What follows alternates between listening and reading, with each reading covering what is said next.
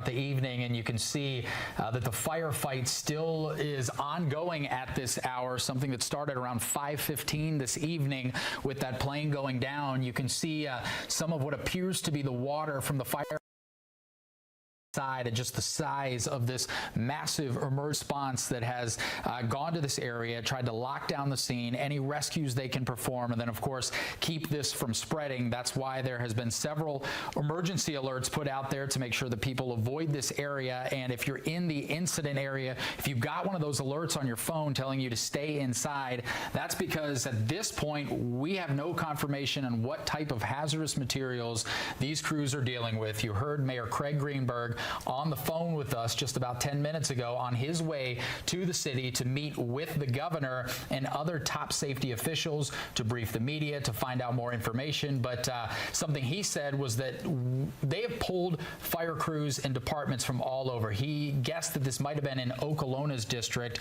We've covered several stories about how some of these smaller cities within Louisville have now built up their own fire departments, and today we're seeing a response, all of them coming together, trying to get this situation under control. I'm getting just a couple of reports here from the hospitals. At least 4 patients have been transported to U of L. No reports on conditions, at least 1 burn victim from the Melton Avenue. So this is telling us that not only did this just crash into an unpopulated area, we may be dealing with a whole nother scenario of what's actually happening on the ground. So there are businesses at the end of that runway looking off of Melton that would put you near Stooges Bar and Grill, River Metals Recycling, those areas, Embry's Auto Parts, those areas would be in the zone of concern right along Grade Lane and Melton Avenue. So it's very possible that this plane went through that area before winding up over closer to and across Walters Lane, which would then put it into the area of the sanitation area, which is where we have the petroleum. Yeah, we could be dealing with all types of situations. All right, I'm getting some more breaking news coming in on this situation. This is coming in from the airports. Our media contacts there telling us that at this time, all arriving and all departing flights into SDF are temporarily suspended. The airfield is closed. We had reported that part, but now we know that flights in and out suspended at this time. Passengers, they are asking you to closely monitor your flight status, stay up to date with any updates as you can. They're going to be posting things on their app, on their website, and they're going to get any information they can. They also made mention to the NTSB being in charge of this investigation, posting some of the details that we know that this involved, again, a UPS MD-11 flight 2976. It was departing on the west runway, heading out to Hawaii. They said those emergency crews were there on the scene pretty quick. Again, our thoughts and prayers are with the UPS family. This is just a heartbreaking incident. We know that there are injuries. We don't know exactly what has happened, but as Kevin had mentioned, 4 patients were taken to U of L Hospital, so we don't know all of the extent of everything that's happened. So we're waiting to hear from officials about what they can tell us. They do have a staging area set up where they are going to talk to the media. You heard the mayor on the phone saying he's on his way to town. The governor's coming here as well, and they will use all available resources that they can to get this situation under control, be there for the families, anyone who's been impacted.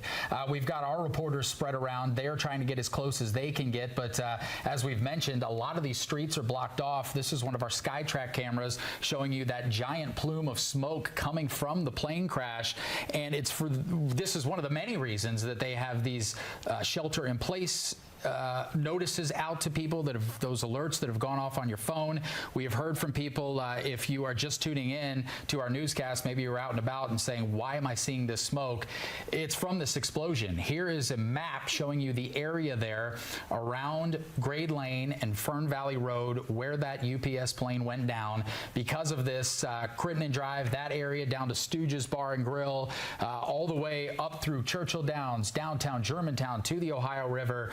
that's the area they want people to stay inside if you can, just until they get this situation under control, till they know what type of hazardous materials they may be dealing with there on the ground. You heard Kevin mention some of the businesses nearby the airports. If you've been in town a long time, you know it's pretty industrial over there. So if this plane possibly hit anything else, if any debris was scattered around, that's something they have to take account for too. And then of course the firefight continues, as you can see from this live picture there, specifically there, the right-hand side of your screen. Myra mentioning that as many as 4 people may be taken to the hospital. That could be a notion that maybe first responders are in a situation too where they need to be careful. Again, as Brian mentioned just a few seconds ago, that all arriving and departing flights at SDF, they are temporarily suspended and the airfield is closed. Passengers should closely monitor their flight status via their airline's website or mobile app. All additional updates will be shared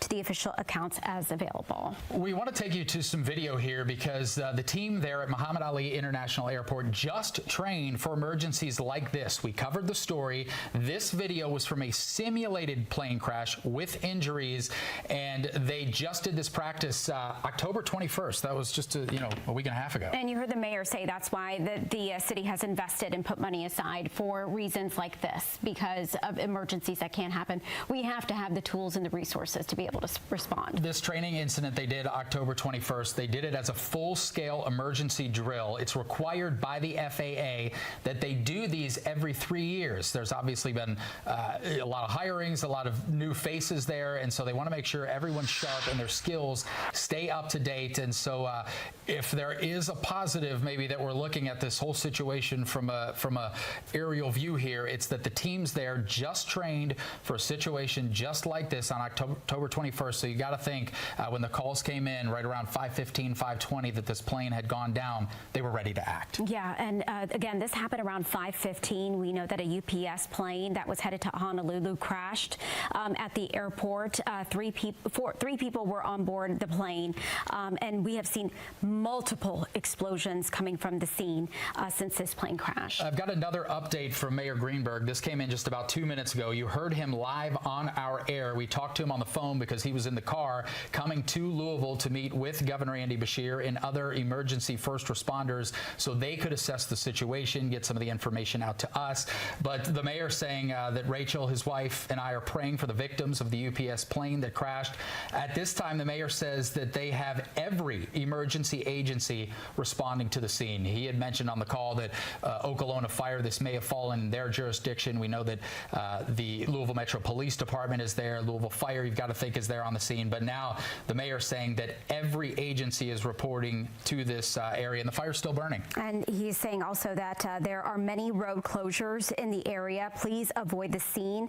The plane was carrying, according to the mayor, 280,000 gallons of fuel. We're going to have a briefing soon with the governor, but Kevin is saying that's not the case, but that's what the mayor had said earlier. So I think you got it mixed up with pounds. Pounds, okay. So, so we'll get some clarity on that as well.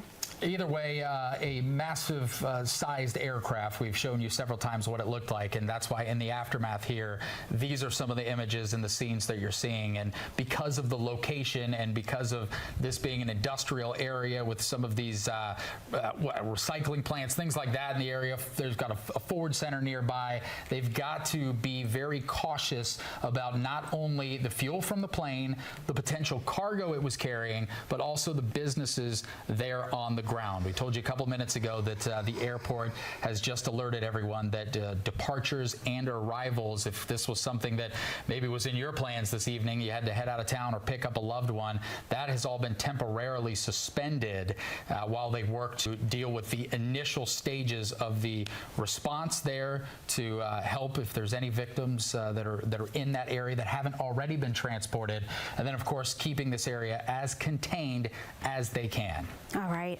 Again, this is just a tragic situation that's happening here in Louisville.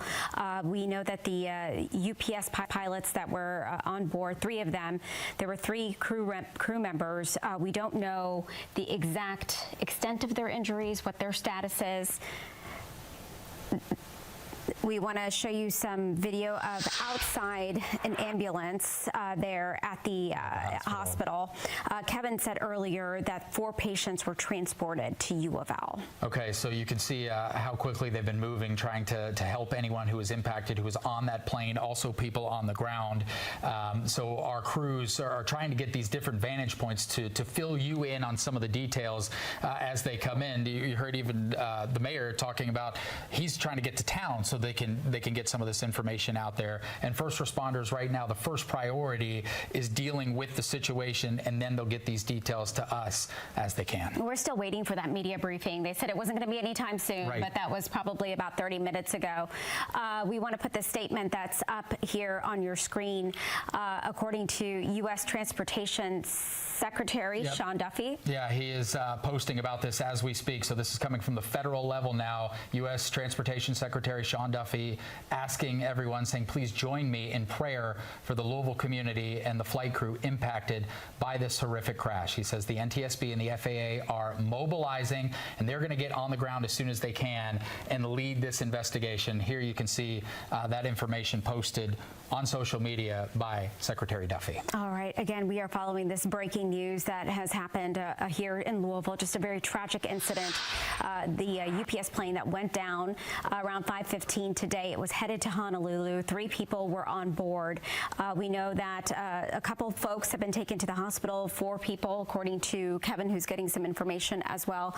But we are still waiting for that media briefing to get more information. But we don't even know yet how many nearby structures were impacted from this as well. Yeah, and as you saw there when we were showing some of the information coming, that's now our U.S. Transportation Secretary posting about this, talking about the federal organizations that are getting involved. When the mayor on that live phone call was talking to us about trying to get all available resources and talking to the governor, that's something you've got to assume that Governor Beshear's camp is working on, talking with the folks at the federal level, telling them what we need to be able to deal with this situation. As you can see, still active there on the ground. So not only the emergency response, which is the obvious first concern, but now how to make sure an already tragic and horrific situation doesn't get worse. Yeah, to see that video, Brian, that we've been showing folks of the plane. Okay, we just got word that the media briefing is going to be happening at 7:30, so we will bring you that live here on Wave News at 7. We hope possibly in the next 40 minutes that means we're going to get some new information coming in about this.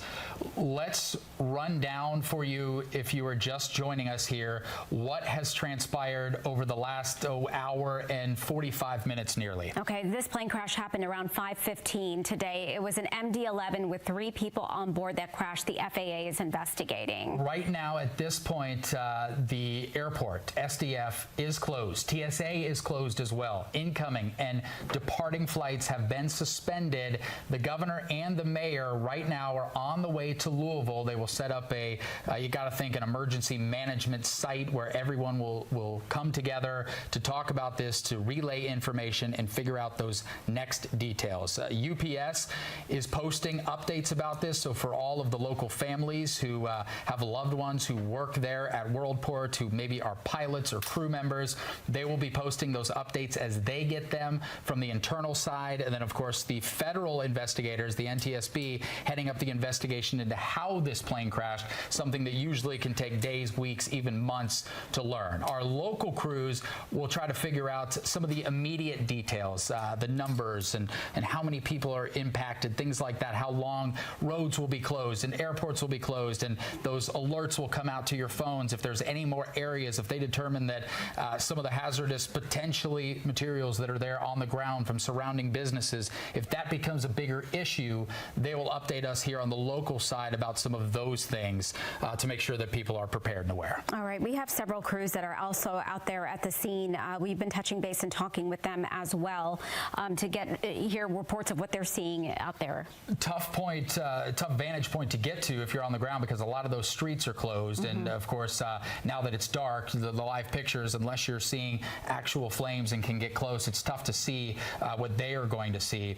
Another aspect to this we've been working to bring you is some of the aviation side. We've showed images of the plane. We have a couple folks who work here, meteorologist Ryan Hoke being one of them, who is pretty well versed in aviation. Ryan, are you mic'd up yet? Yeah, mic'd up here, yes. So let's bring Ryan into the mix here to talk about this situation kind of from the air perspective on things. It's something that you've studied for years. Yeah, you know, UPS and aviation in Louisville are one and the same. They're synonymous, right? My dad was a UPS pilot for 32 years on the 767 Asia domicile there, and this is the worst nightmare of anyone who's connected to the UPSers community here in Louisville can think of, right? You know, we've gone through so many crashes from Birmingham to, if I believe, Dubai, the 747 there, and there's been a lot of loss, but this one hits real close to home. Worldport is here in Louisville. None of the crashes have been anywhere close to here. You're absolutely right. If you look at the Louisville Airport Wikipedia page, it's a pretty blank slate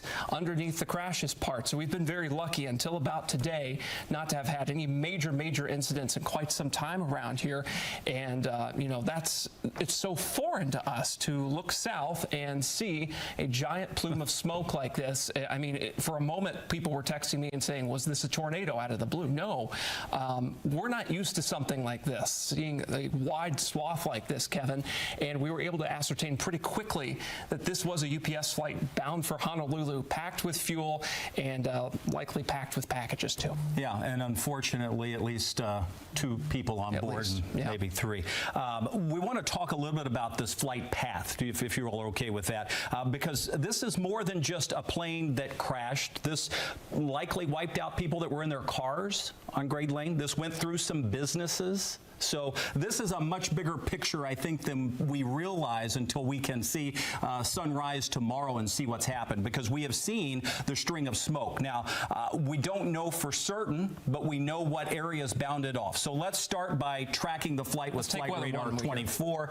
UPS Flight 2976 departs from Louisville International Muhammad Ali Airport, and that was roughly at 5:15 this afternoon. Yeah, so it took off on runway 17 right.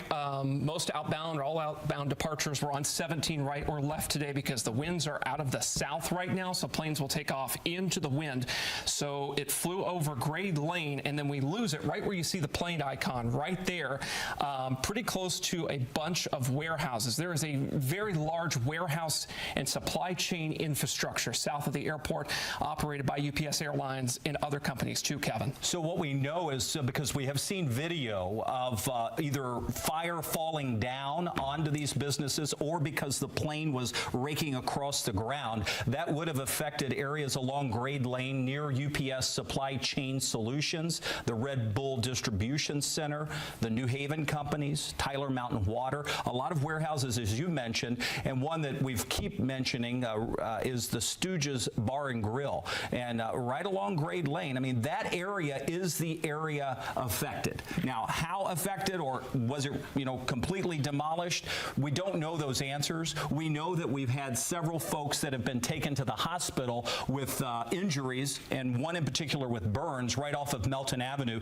That would put it near the Stooges area and perhaps over toward like JC Mechanic Workshop. Yeah, and Kevin, as we look to see how big this area potentially is, I'm getting reports from people. You mentioned a lot of the businesses that are in the area, a lot of residential areas too. We're talking about Germantown, talking about Audubon Park, those areas along Preston Highway.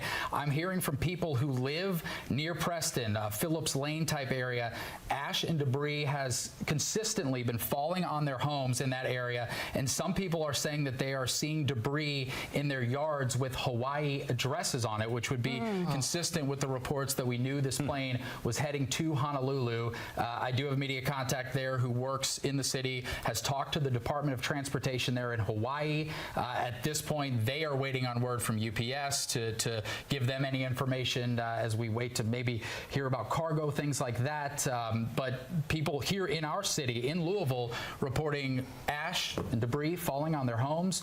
near Phillips Lane, near Preston Highway, saying that some of that debris is showing Hawaii addresses. Yeah, we could show that debris on the radar, by the way, so we can kind of give an idea. Max 1 is the source, and Ryan will just walk us through with our winds coming out of the south. Yeah, so winds coming out of the south is blowing all the smoke and the debris northbound. So this correlates very well with Brian's report there near Phillips Lane. That's going to be right at the Kentucky Expo Center there, or the fairgrounds, if you will, where we've had the reports of debris, ash falling from the sky. The radar can actually pick up on these small pieces of debris. It bounces back to the radar site. The radar beam gets sent out, bounces off this smoke, comes back. So we can actually see this on weather radar, and you can see the moment this happened, and now seeing that the smoke has somewhat abated here over the last few frames of the radar, about the last 20 minutes. Now you're still seeing from our SkyTrack image coming from Kentucky Kingdom that glow toward the surface, and that is indeed fire that is still on the ground, likely from petroleum that is still burning off in the location from where the plane crashed. So not necessarily, I mean, by this point, the plane's fuel would have been extinguished by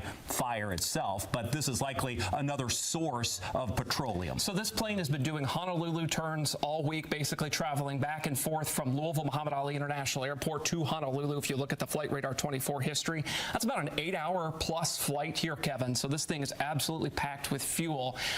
It had not burned basically any of it by the time it got off the runway here. So you typically see larger explosions and fire in plane crash situations where they are just getting off the ground because of that amount of sheer fuel that's in place there. 38,000 gallons, in fact. That's a lot. All right, Kevin and Ryan, obviously great perspective there on the aviation, the meteorological side of things. I want to bring in now our colleague, Wave News anchor Dawn G, who's been a part of reporting news in this community for decades now. You know the importance of the area of UPS. You were in the newsroom as all of this was happening, so you have different vantage points to some of the images coming in and potentially the track this plane took as it was coming down.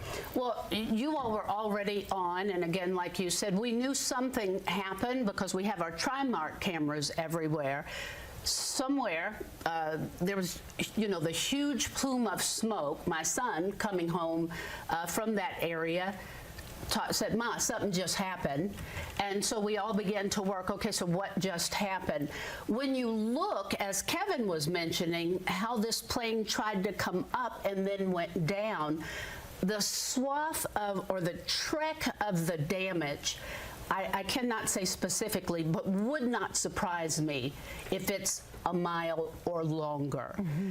There was a perfect little cut in the top of a building. I just saw that. Which I was like, what is that? And you could tell something, skinned the top of that building. I can't say what part of the plane, but just took out a perfect line on the top of that building. And so, we know we have our crews out there. We have Louisville Metro Police Department. We have fire. We have everyone in this city who knows how to do a job and prays we're never called to do it. But everyone is out there. But it has affected so many, as you all said, at 5:15. This was about 5:15. People were going home. Mm-hmm. So many people saw it. And this is something that most of us would never see in a lifetime, be part of in person, but so many people have stopped and posted videos or said, I can't believe what just happened. Somebody as far as Baxter Avenue even said, I think I have a piece of a plane in my yard. Wow. So we have to wait and find out what's going on, but it's heartbreaking to see this, especially when you know the time of the year. Everybody says we just kicked off the holiday season. We're getting ready for Thanksgiving, and there will be some families that have to, deal with some things going on. This will unfortunately be a very tragic and horrific day in Louisville's history. So we want to go live now out to Logan Perrone, who's out there at the scene. Yeah, guys, so again, we're still on Woodlawn Avenue. Again, we're not too far away from the airport. We can still see right behind us that glow. It has not gone down at all, not a bit. And really what we've seen here over the last, I'd say, hour that we've been on the bridge that goes over the train tracks that go behind the UPS building that, again, many of you drive by on the Waterston Expressway, 65. We've just seen ambulances going up back and forth on this stretch. We've seen that fires continue to burn Again, we don't know how many injured. We don't know how many people were on the ground. We know 3 in the plane. I was talking with colleagues that have connections at UPS. They're telling me they don't think anyone else was on, so thank goodness there. But then, a bunch of other looky-loos on this bridge. It's just been a busy back and forth here on Woodline Avenue. And again, we're keeping an eye on the fire here. So we have a vantage point. You guys took it not that long ago. We could see the flames, the emergency crews pouring water on top of that. So again, we're keeping an eye on that, and we'll bring you any updates if we see anything, guys. He's at his desk. All right, thank you, Logan. We want to talk about a situation, kind of an overview of what we're dealing with here. Obviously, the initial reports coming in about the plane crash. So first, we're thinking about the crew on board, the folks at the airport, UPS.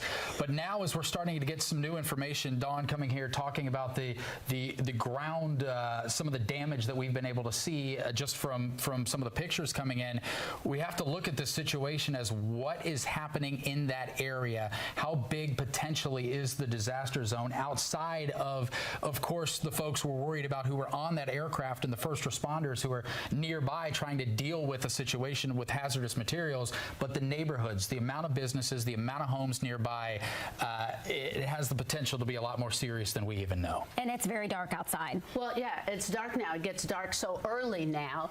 All you see is the glow of that fire, and you have folks that will bring what they need out there, but not only do you have to think about that, because it went through businesses. It literally tore through businesses. We know that. And then you have to think of the crew from, UPS. That's a whole different thing because, like us, they too are a business family. My nephew was supposed to report to work at 10 o'clock tonight at UPS. And so they're trying to find out, what are we supposed to do? Do we even come to work? Where do we go? Where do we report? How do we find out what's going on? So everything is unfolding, but it hasn't even quite been 2 hours yet. It has not been 2 hours since one of the most tragic things plane-wise in aviation has happened. We heard from the mayor a little bit ago, but we are still waiting for an official media briefing that's supposed to come at 7:30. It has changed a couple of times. Okay. The governor wants to come down to Louisville Metro and do a briefing at 7:30. That is the one we are waiting for. And again, we'll bring you all this information. Someone from the WAVE team will be there to make sure that we let you hear from the governor.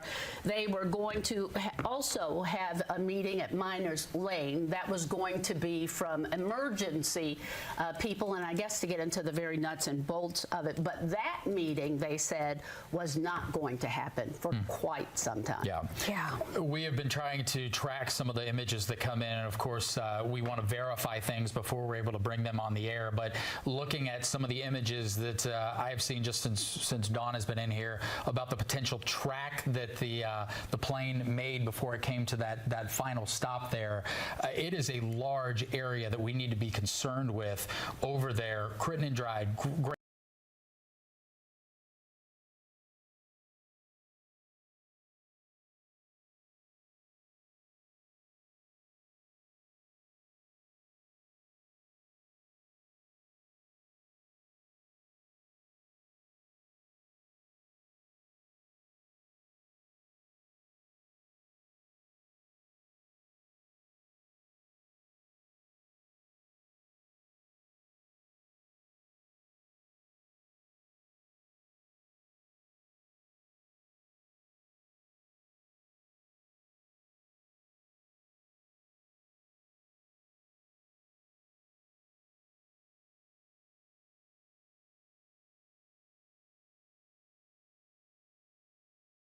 Assess the damage and work on this situation. I think when the plane went down, we first initially thought, oh, this is centralized at the airport, but now we're getting a better idea from the aerials how long the pathway of destruction is actually. And everyone gasped. Yeah. Like when we figured out. I mean, because you see, or the pictures that family members who were on the expressway and different people, oh, what's going on? Look at what happened. It looked like just like Ryan said, somebody thought, oh, is it a tornado? It looks like just a funnel of smoke. It was not that. Sure. It was basically, you could see a trail of fire, debris, and destruction, and it's a long trail. And you think how massive this scene is, how hard it has to be for firefighters and first responders who are trying to get an idea of every location that is exactly impacted by this path of destruction. And you don't want more to be impacted. We were watching as some of them were putting foam on, you know, other trucks and different buildings. I would think they wanted to protect those so they too don't go up, and we don't know what was in those buildings. I was just checking on some of the governor's feeds. He's going to be providing, it looks like at Metro Hall, an update at 7:30. So we hope some of the new information, some of those details that we just can't fill in yet will come in approximately 23 minutes from Metro Hall, from the governor, who probably at this point has been in contact with federal officials. We know the FAA and the NTSB headlining this investigation, but the Transportation Secretary, Sean Duffy, has already put out information on social media about this, that he's aware, their department at the federal level is aware, and so you got to think the governor's had some of those tough conversations, maybe getting information from our emergency crews on the ground of how big of a situation this is, and then what we need from the federal level to move on from this in the short term, and then going forward in the days and weeks to come. You talk about, you know, what we need from aviation and all of that. Anything that happens this evening, our team will bring that to you. I say that because they're asking you to shelter in place. They're asking you not to come anywhere near this site. And just out of respect for the immense tragedy that it is and the fact that our emergency people are working so hard, we ask too that you please follow those rules and don't make your way in, because they're letting us get particular places, but they don't need the city there. We mentioned that some of the video and things we're working to turn around and make sure that it's verified before we put it on the air. I mentioned the Transportation Secretary a second ago, Sean Duffy. He has now shared some of those images, some of the ones you specifically were referring to, Dawn, that show the swath of ground, potentially the roof of a building where this plane cuts. So now that we have some of those confirmed, at least a federal appointee sharing this, we can turn some of this around, show you the pictures that he's getting about some of the damage here at home on the ground here in Louisville. And just again, you know, this is not just a centralized incident. This massive scene is going to take some time to determine exactly what the damage and extent to businesses, to residents, to other folks as well. So we're hoping to get some more information here in about 20 minutes from the governor and other officials as well. It was something that we had shared earlier, but just as we talk about overall impact, of course, we think about UPS and we think about the pilots and the crew. We know 3 people on board. We heard early reports, possibly 4 people taken to the hospital. So we don't know if they're somebody from on the ground, a first responder who was trying to deal with this and got close to the explosion. We don't know who these people are yet that have been impacted. But what we do know is that the neighborhoods nearby, thanks to so many of you who live there, are having debris and ash rain down on your homes. They said this has been continuous, and you can see from the live pictures how big that plume of smoke still is. You got to think air quality in this area, another thing impacted, another reason they're telling you if you're in this zone up to the Ohio River, stay in your house if you can. But people seeing, we knew this was going to Hawaii, the addresses from some of the debris falling with I would think, and again, I'd turn to the guys, Ryan and Kevin over there, that heat, that immense heat, would also cause a wind. And with that heat maybe blowing that ash and whatever, you know, is left. You know how heat always, it has a power when a house catches well, there's fire. no kidding. Yeah, I mean, it creates an environment of its own. Of its own. Yes. And what just happened there is beyond an environment of its own. Well, and the power, I mean, the reason people are seeing the debris, if that's the case many miles away, would be because of the updrafts in that smoke that's happened from the fuel. And, you know, it's not out of the question that would be carried to the north and east because that was the direction of the wind. Haven't had a whole lot of reports of that. Wouldn't suspect we're going to see a whole lot because most of the packages on that plane were sort of already scooting across the ground and burning. I just checked all the EPA air sensors here in Louisville. They all show green right now, so we're in pretty good shape there. But that you can see it on your screen there. There's actually a couple pretty nearby. Jeffersonville would be one to watch there. But so far, of course, the shelter in place continues from the airport to the Ohio River there. And you know, folks, if it smells bad, please stay inside. Shelter in place. Heed this thing.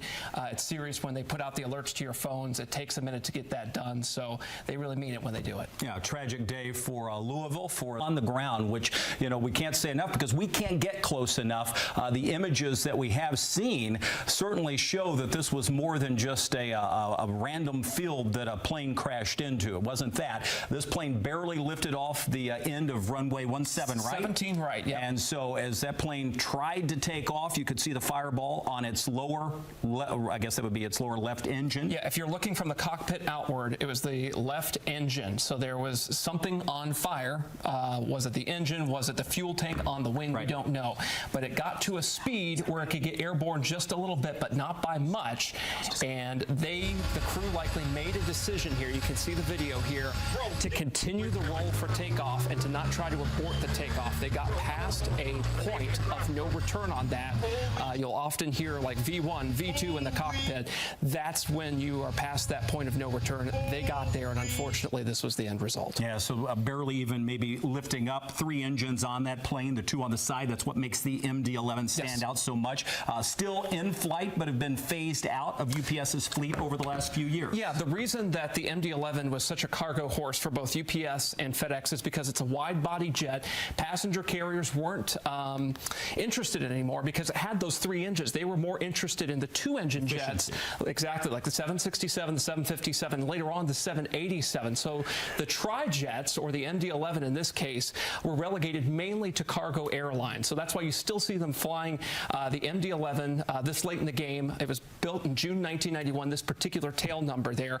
And I do want to correct something from earlier. It had been doing domestic within the 48 states turns all week. That particular flight number is assigned to the Honolulu route here, but this particular plane's been to Baltimore and several other contiguous U.S. states and cities here within the past few days. These planes get worked a lot because of how their domestic route system with UPS works. They've got worldport, they've got Ontario, California, they've got Philadelphia, Pennsylvania, they've got all these domestic hubs, but Louisville's the biggest, and they turn these flights around in a very short time. If you've ever been to the airport at night after 10 p.m., you can see all the lights lined up down to Bullitt County or up to Jeffersonville, Sellersburg, and beyond, with all the planes coming in and going out during the overnight sort there. I forget how many it is within such a short period of time. It's so many. Oh, it's at least 3 figures within the night there, if not 4 figures of flights. Yeah. It's a ton of cargo that moves in and out of Louisville, and so many people don't realize that because it happens mainly during the overnight. The 1 or 2 UPS planes you see during the day, it is a fraction of what happens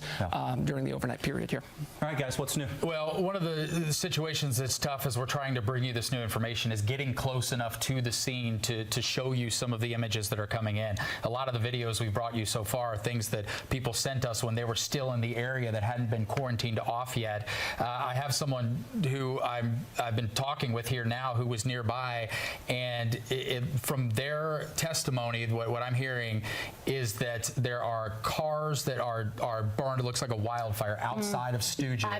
I saw that there from what we saw. Which is near the recycling center as well, which of course, you know, there's a lot of materials there that we've got to be worried about. First responders for sure worried about as they deal with the situation on the ground. But at least several cars, several dozen perhaps, torched there near Stooges, near the recycling center. All right, we have crews out at the scene. They've been talking to witnesses as well. Let's hear what some of those folks are saying. So for something like this to happen is extremely shocking.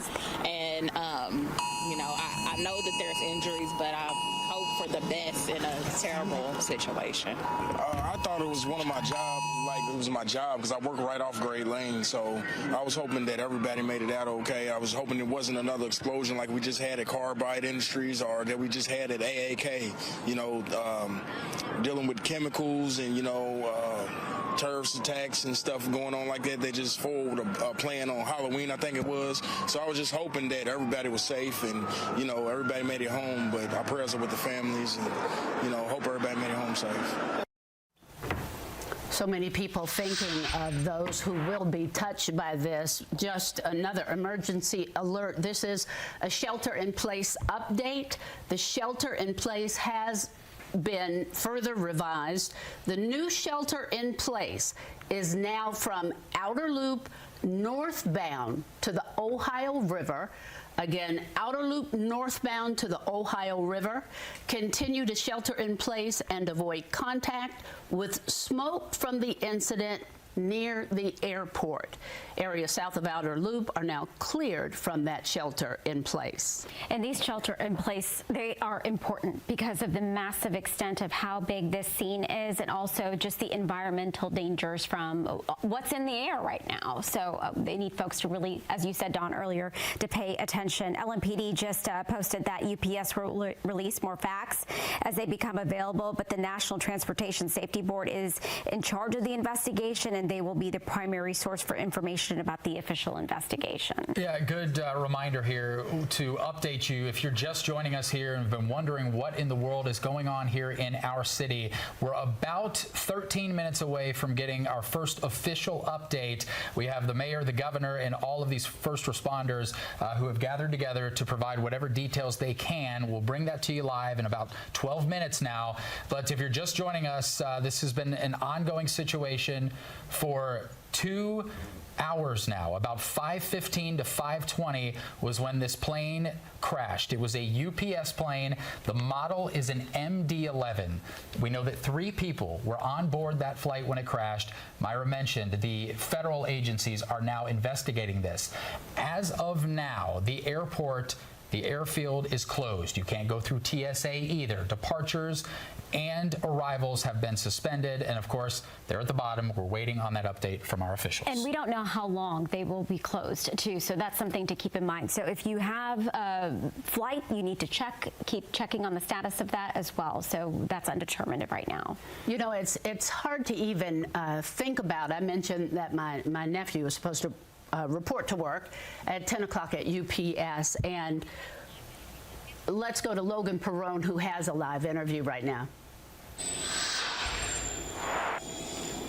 Yeah, hey, Don, I'm here with Christian. We just met him here on the overpass. We're still at Woodlawn Avenue, just by the airport. And Christian here says he is a plane spotter. So tell us a little bit about what you do, kind of, you know, why you are out here. You said this is your stomping ground. It really is. I'm out here a lot. I mean, not a whole lot, but a couple times a month, me and some other people that like to spot planes, we come out here, and there's a few spots around where we'll take pictures. There's good vantage points of the airport.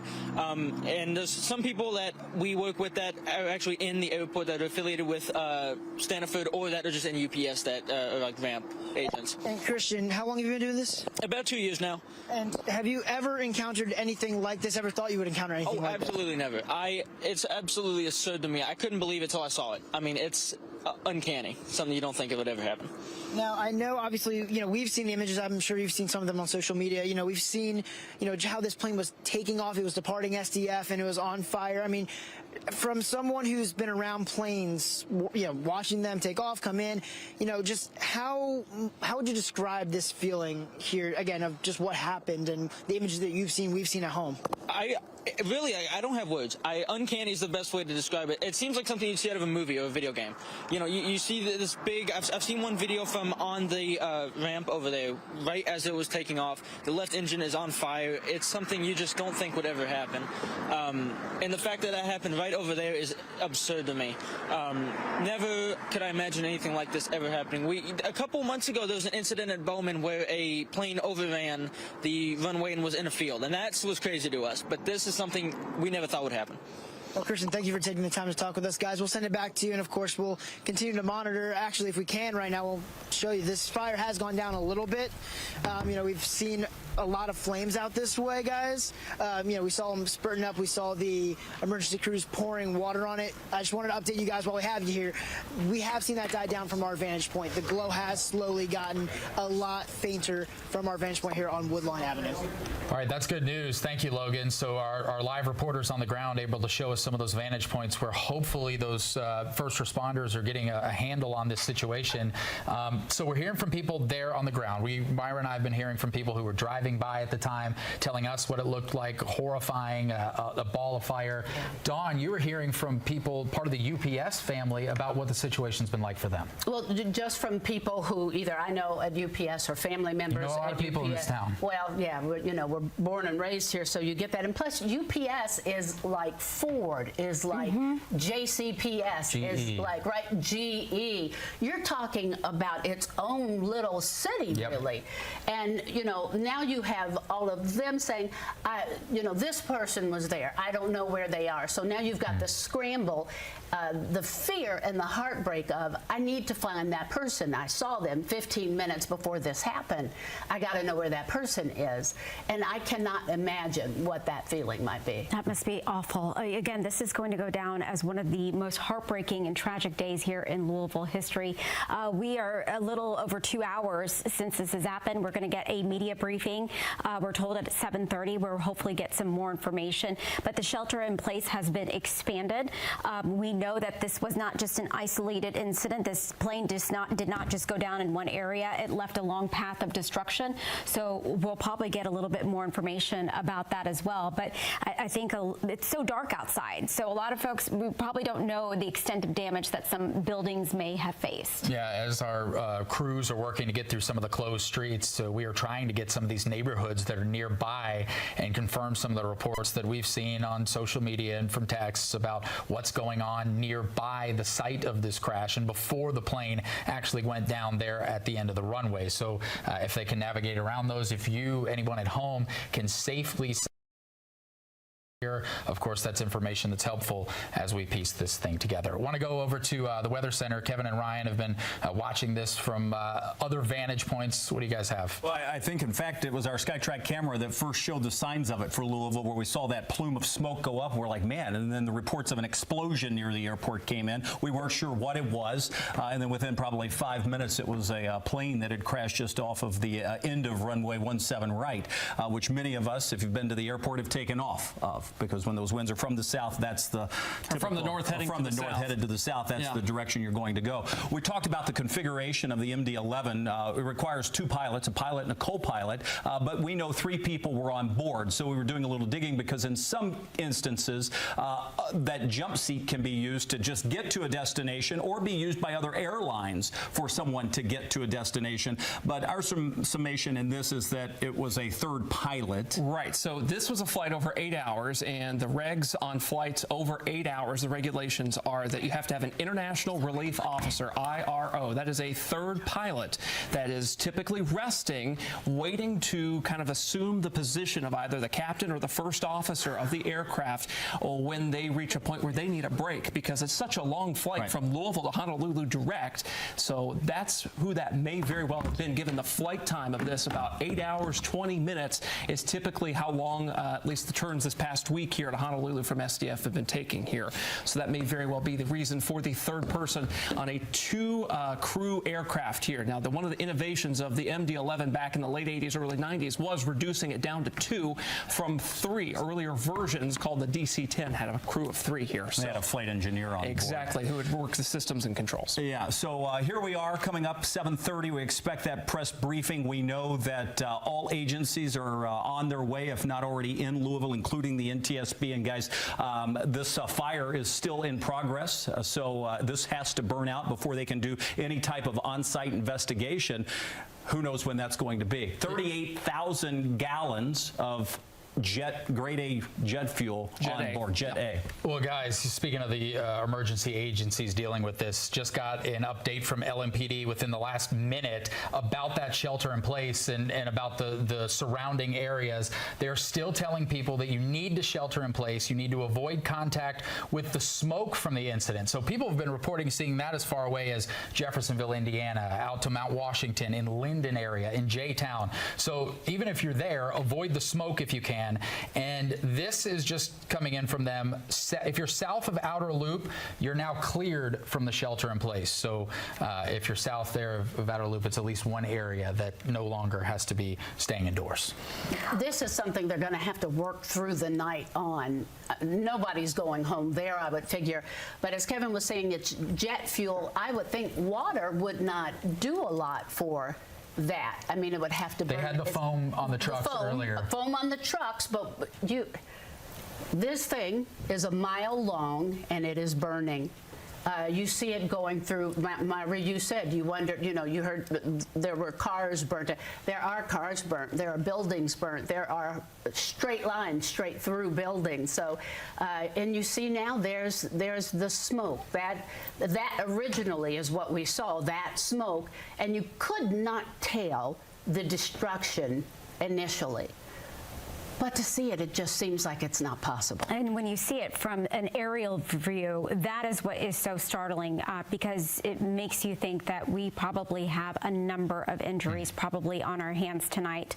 And it's just devastating. Well, we hope to get an update on those injuries within the next 3 minutes. I want to take you to a live picture right now to show you where this news conference is going to be taking place. We have our cameras set up inside here. They're doing the mic checks there before we have our officials. We're thinking the governor, the mayor, and possibly folks who were there on the ground to update us on this situation, provide hopefully some of the facts and some of the details that we have been working to confirm for the past 2 hours and change. So this is the site where that will take place. We will listen in. We'll take that press conference live. And again, hopefully some of the information has been confirmed, because we've mentioned it several times. Emergency crews, when they're dealing with a situation like this, they'll get out the information that's critical, that they have to keep public safety top of mind, but other details, they have to focus on the firefight, the recovery, the area, making sure that it's secure, making sure this doesn't spread. If the fire trucks are running out of the foam and contracting that from other agencies, there's so many things taking place on the ground. Sometimes the information that comes out has to move down the list. So about a minute and a half out, hoping to learn more. You have to think, though, we know that we're saying 3 crew members, right? Right. 3 crew members, and generally when there is a plane crash, we were talking about it in the newsroom, you think of how many souls are lost on that plane. Right. Mm-hmm. And you do that this evening, because 3 souls lost on that plane. But we also have to think of, this wasn't a crash over water or only for that plane.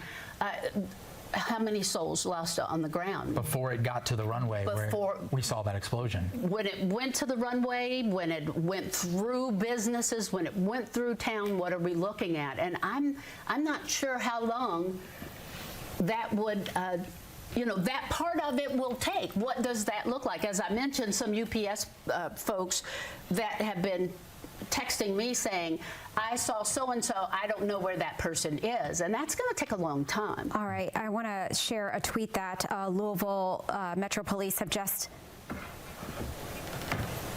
Okay. We want to get to Congressman Morgan McGarvey, who is on the phone. Congressman McGarvey, what can you tell us? What do you know tonight? Yeah, I mean, first of all, I'm in D.C. right now and getting texts and pictures from people all across Louisville. I mean, like so many families, my family's sheltered in place right now. It looks apocalyptic and awful. I've talked to the governor, I've talked to the mayor, I've talked to the police chief, the fire chief, people on the ground, but I've also been calling around to people in Washington. We've reached out and made contact with the administration on this. Obviously, they are already working. And I personally spoke with the chair of the National Transportation and Safety Board, the NTSB. They have already mobilized their teams. They're working on this right now, doing everything they can to get answers. Congressman McGarvey, do you know anything about the extent of damage? Are you hearing anything about that?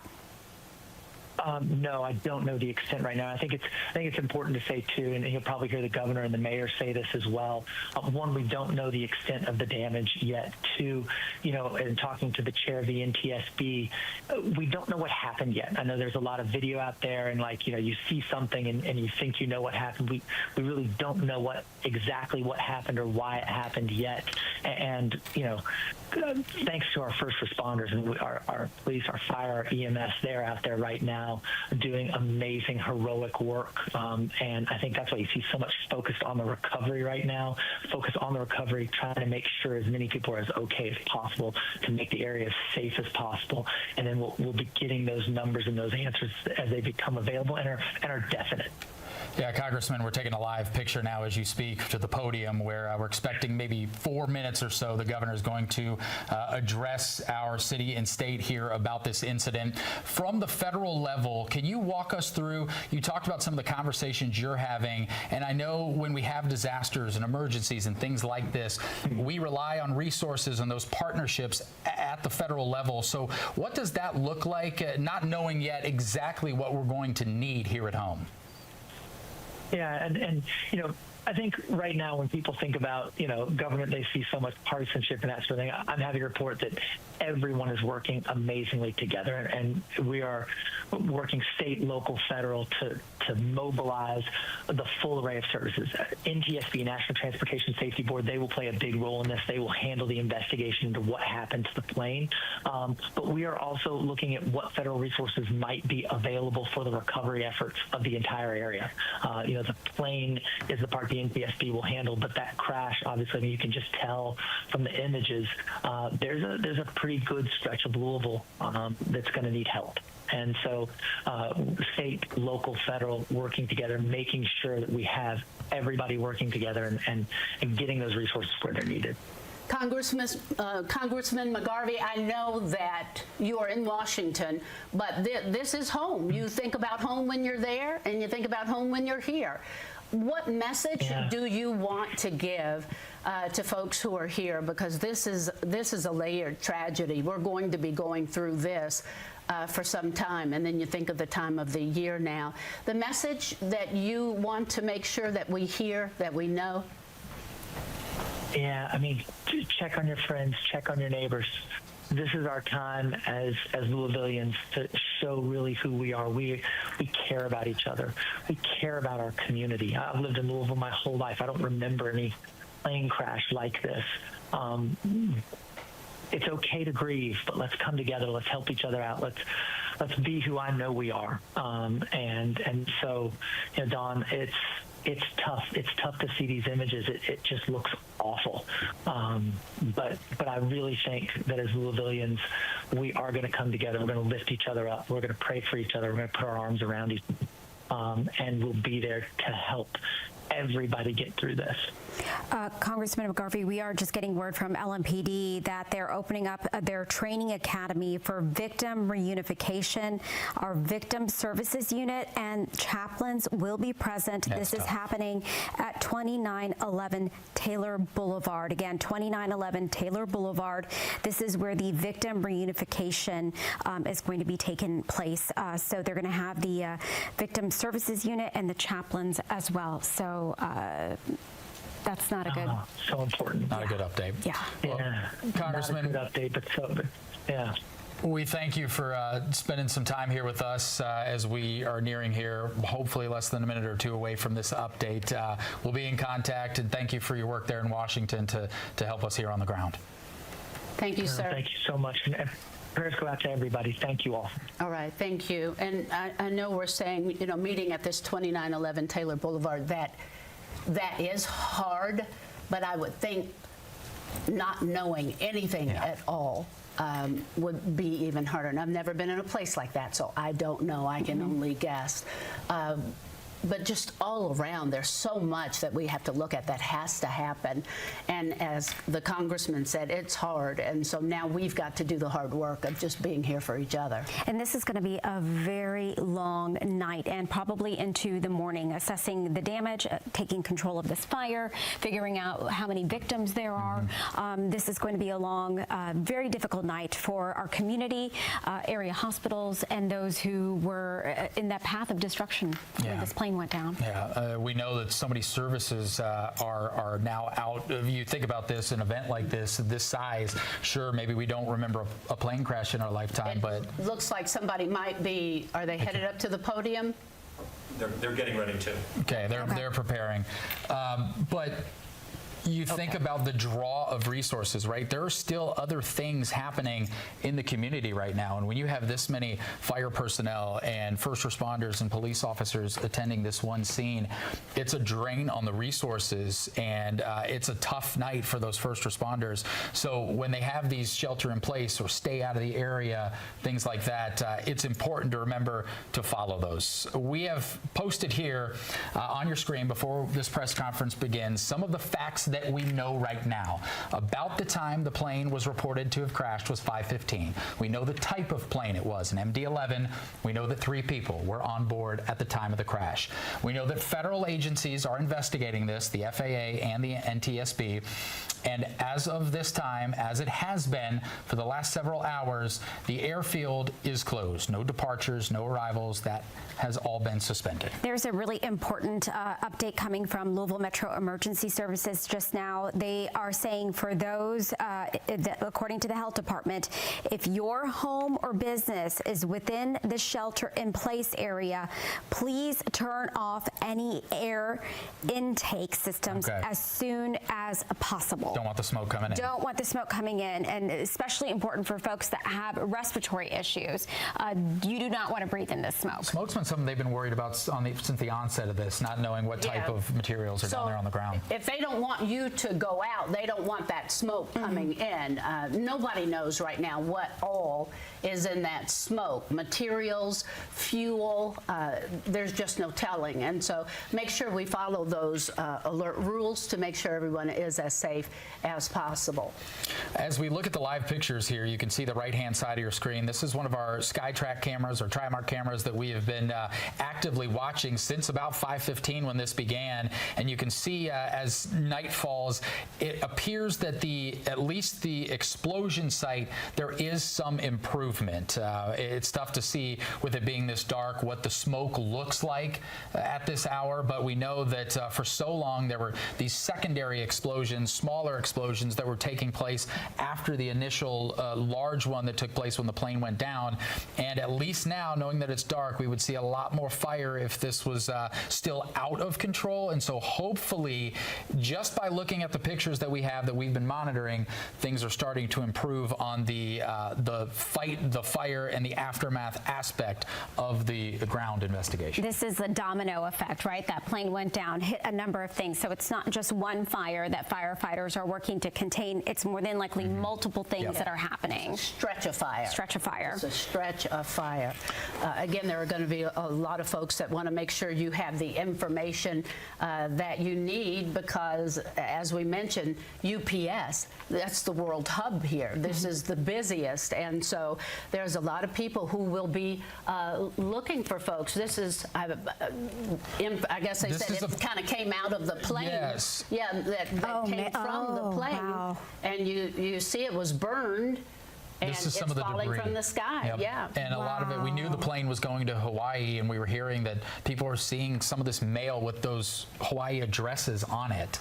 And here's an example of that right here. So an everyday occurrence. You heard Ryan Hoke, who's an aviation buff, talking about this. And right now we want to go live to the press conference as Governor Beshear takes to the podium.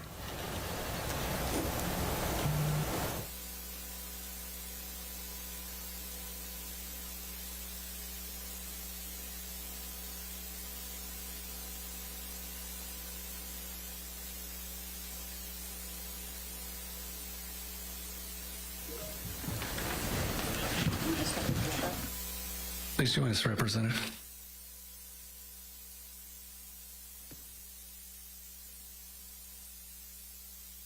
Good. Well, good evening, everyone.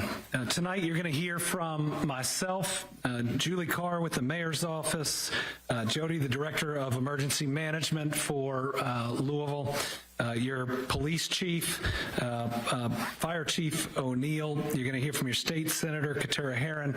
Representative Lisa Wilner, Councilwoman, is also going to join us. We also have representatives from Congressman Morgan McGarvey's office, Senator Paul's office. We have Chief Grimes from Louisville Airport Police, the U.S. Attorney's Office, MSD, KSP, Kentucky Emergency Management, Kentucky Homeland Security, and a number of others, because this is an all hands on deck response, and everyone's contributions are appreciated and will be recognized. At approximately 5:14 p.m. Eastern Time tonight, UPS Flight 2976 from Louisville, Kentucky to Honolulu, Hawaii, an MD-11 with 3 crew members on board was involved in a catastrophic crash here in Louisville adjacent to our airport. UPS will be releasing more facts as available. The National Transportation Safety Board will be in charge of the investigation and will be on the scene shortly. They will be the primary source of the investigation as it continues in the days and in the weeks ahead. I can confirm that there was no specifically hazardous cargo on board of the plane that would create an environmental issue for those around the site, but the impact and where it impacted could create those types of situations. So please, if there is a shelter in place, follow it. Other agencies involved that are at the scene or available: the Kentucky National Guard, Kentucky Office of Homeland Security, the Louisville Fire Department, the Lexington Fire Department, the Bardstown Fire Department, the Shepherdsville Fire Department, Louisville Emergency Management, the Fern Creek Fire Department, Pleasure Ridge Park Fire Department, Fairdale Fire Department, Anchorage Middletown Fire Department, Jeffersontown Fire Department, Airport Police Department, Louisville Metro Police, Jefferson County Sheriff's Office, St. Matthews Police Department, Shively Police Department, KSP, Louisville Metro EMS, MSD, Louisville Gas and Electric, Kentucky Emergency Management. Again, we have virtually every single fire, police, and emergency response group that is responding right now to what you're seeing. At this time, we've got some initial numbers, but let me tell you, I expect them to grow. Right now, we believe we have at least 3 fatalities. So I believe that number is going to get larger. We have at least 11 injuries, some of them very significant, that are being treated by local hospitals. Again, I think that number will get larger. There is a victim family reunification center being set up at the Louisville Metro Police Training Academy. That is 2911 Taylor Boulevard. Victim services personnel will be on site and on location for anyone who needs information. The United Way is also offering shelter to anybody that's been impacted. You can call them at 502-376-6617. Updates on the operation of the Louisville International Airport will be shared after we're completed here around 8:15 via press conference with Louisville Emergency Management. Right now, we believe that the main area hit consisted of 2 businesses, though we know there were more businesses impacted. The first is Kentucky Petroleum Recycling. We are seeking more information, but it looks like they were hit pretty directly. The second is Grade A Auto Parts. Grade A has been in contact. They've accounted for all of their employees but 2, but they do not know how many other individuals, customers, or others could have been on site at the time.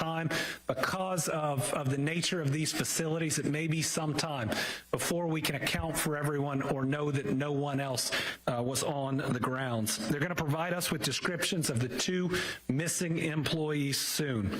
Again, there's no direct information about non-employees who were there at the time. The radius for the shelter in place has been adjusted. It is now anything north of the airport to the Ohio River. That includes, without limitation, South Louisville, Old Louisville, and downtown. LG&E had some equipment that has been damaged, but they're reporting no major outages at the time. They may, for safety purposes, have to have some outages. Please understand that if that's done, that's to protect you and the people working on it. I've been in direct contact with the CEO of Ford Motor Company. I can tell you that the Ford plant there was not hit, though it has lost power or did lose power for a period of time, but with the number of employees working there, that's a blessing. I've also been in touch with the head of security for the convention center, and everyone is sheltering in place that is there. They have stopped people coming in for the upcoming events for people's safety, and I know they'll be sending out additional information. Anybody who has seen the images and the video know how violent this crash is. And there are a lot of families that are going to be waiting and wondering for a period of time.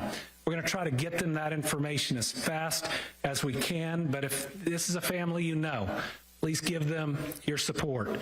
Please give them your prayers. Please give them your love and be with them, because the toughest moments, and I can say it from personal experience, are when you're wondering whether that person that you know and you care about has survived something like this. We do not, at the moment, have the status of the crew.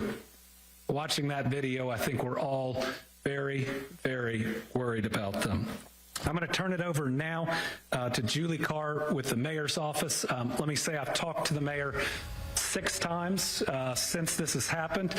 He was out of town, which was completely scheduled. He is moving heaven and earth to be back, and he will be back.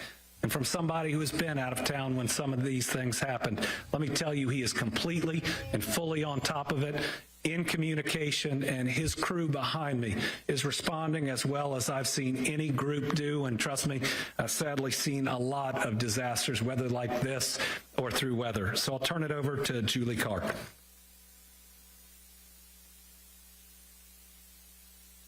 I'm Deputy Mayor Julie Carr. First and foremost, Mayor Greenberg has been in constant contact with those on the ground, emergency operations, Governor Beshear, and our federal partners. And he would like me to express that he and Rachel have the victims of today's crash in their hearts and prayers. He is asking the entire city of Louisville to join them in praying for the victims, their families, and our first responders, who bravely rushed to the scene to save people and are still actively working to put the fire out. Our hearts are with those affected by this tragic incident.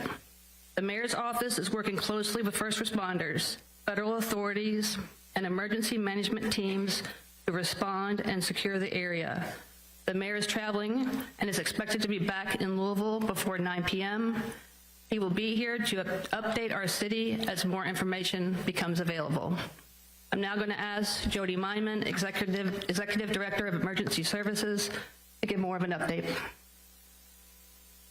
All right, we're going to hear from Jody in a second. I also have a statement from Representative Morgan McGarvey, who is in Washington, D.C. He says, tonight our community was rocked by a devastating plane crash at the Louisville airport.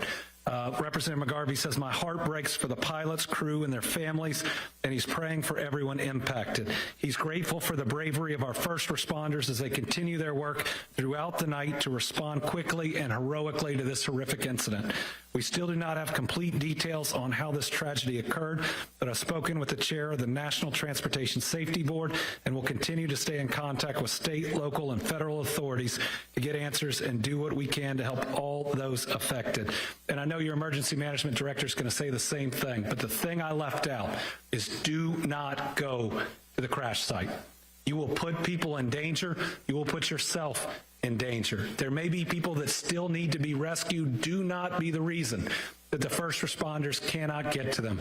There are still dangerous things that are flammable, that are potentially explosive at the site. Chief O'Neill was filling me in on that. All of his people and everybody else there are currently safe, but they are trained. The general public is not. So do not go to the site. Director? Thank you, Governor. So we provided and are assisting currently with on-scene coordination between all the agencies. And initially, obviously everybody can see how big this site actually is. You're not only dealing with the aircraft itself, but you're dealing with several businesses that were affected. Some of those businesses have some issues and some hazards on them that we have to address as well. So establishing that incident management team and that initial unified command between all the agencies that you see standing behind me, as well as the ones that are on site. The Oklahoma Fire Department was was the initial local fire department that was dispatched, and then the city of Louisville was dispatched very recently after that, after multiple calls started coming into our 911 center. But there's 3 phases of this response. It's life safety, it's incident stabilization, and it's property conservation. And we're still in the life safety step in that process. And what I mean by that is we're still going door to door in the area to make sure that every business, every facility, and there's a couple private residences, everybody's accounted for and everybody has evacuated that immediate area. Our shelter in place, we initially did that at a 5-mile radius because the wind was doing some things and pushing the smoke in different areas, and as hot as the fire was, it was kind of creating its own atmosphere and doing really what it wanted to do. So we're working to narrow that. You heard the governor already say that we've narrowed it a little bit, and we hope in the next couple of hours to narrow that as a little bit more. We started to provide initial air monitoring, very close and immediate on site. We continue that air monitoring now. We've got the 41st CST that's on site that's providing that. And they're also providing us some plume modeling that will give us the opportunity, again, a little bit later in the shortcoming to be able to narrow that as well. Like the governor said, stay away from the area. You know, there's a lot of emergency response agencies there, not only from Jefferson County, but our surrounding counties. Can't thank the response enough. You know, but again, we're still in that life safety phase. Instant stabilization, they're doing that at the same time. Like I said, it's a very large area that's been affected by this, and they have to narrow that down and start to go into that area to make sure that they can identify all the future hazards that can present themselves during this emergency. The area that we've got isolated as far as traffic has been done by Louisville Metro Police and our sheriff's office. Again, so you know, take a look at those, and please stay out of that. Please stay out of that area, so it helps with our life safety and our incident stabilization. We'll continue this as long as we can. They have been able to make some headway on the fire to start to get in there. There were several explosions initially from the site itself, just by some of the hazards that were created by the facilities that it impacted. Like I said, we'll be on site. We'll provide more information as we get it through the night. Thank you. Thank you. Paul Humphrey, Chief of Police, Louisville Metro Police. I will reiterate what the governor and Director Myman said. Please avoid the area and allow first responders to do the work to rescue, recover, and stabilize that scene. I will also say that in the meantime, before we can have a more formal update, please direct all of your attention to the social media of Louisville Emergency Management for any real-time updates. We will have a family reunification center set up at the Louisville Metro Police Academy at 2911 Taylor Boulevard. There we'll have our victim services unit that will be able to help any families get in contact with anyone they need. Again, please stay away from the area. Allow those first responders to do their job to make sure that that scene is as safe as possible. This will be an ongoing active scene for the next several days. We don't know how long it's going to take to render that scene safe for the investigation to take place. The NTSB will be the lead in the investigation, so as of right now, we will not be able to answer any questions related to the cause of this crash until the NTSB is able to give us more information. And with that, I will turn it over to the Senator.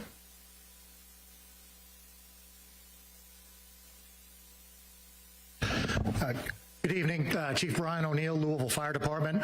I want to reiterate, this happened in Okolona, and so I want to make sure we give credit to the fact that the Okolona Fire Department first on the scene, took command of the scene, and so we are there in support to help them and we've got units from the rest of the Jefferson County Fire Departments there, as well as surrounding counties. Obviously, the Airport Fire Department is a huge factor in this as well. We've also received assistance from some of the industry around here that has firefighting foam.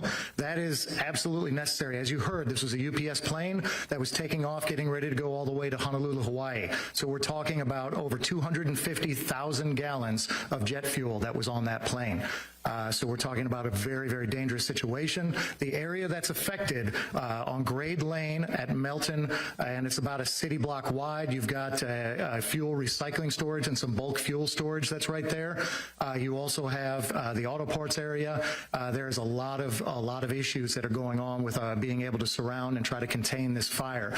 When I left the scene about 40 minutes ago, the crews there were doing an amazing job. Again, all credit to the firefighters on the scene. They are doing incredible work, and they are containing this fire. Basically, you have to surround it. Where I was with some of our crews was on the north and west side, and you've got Okolona and other people that were leading the charge on that south side to try to just bring it in and bring it in and bring it in. But as I said, we're dealing with not only the initial fuel spill, but all the additional that was on site there. So it's going to be a little while.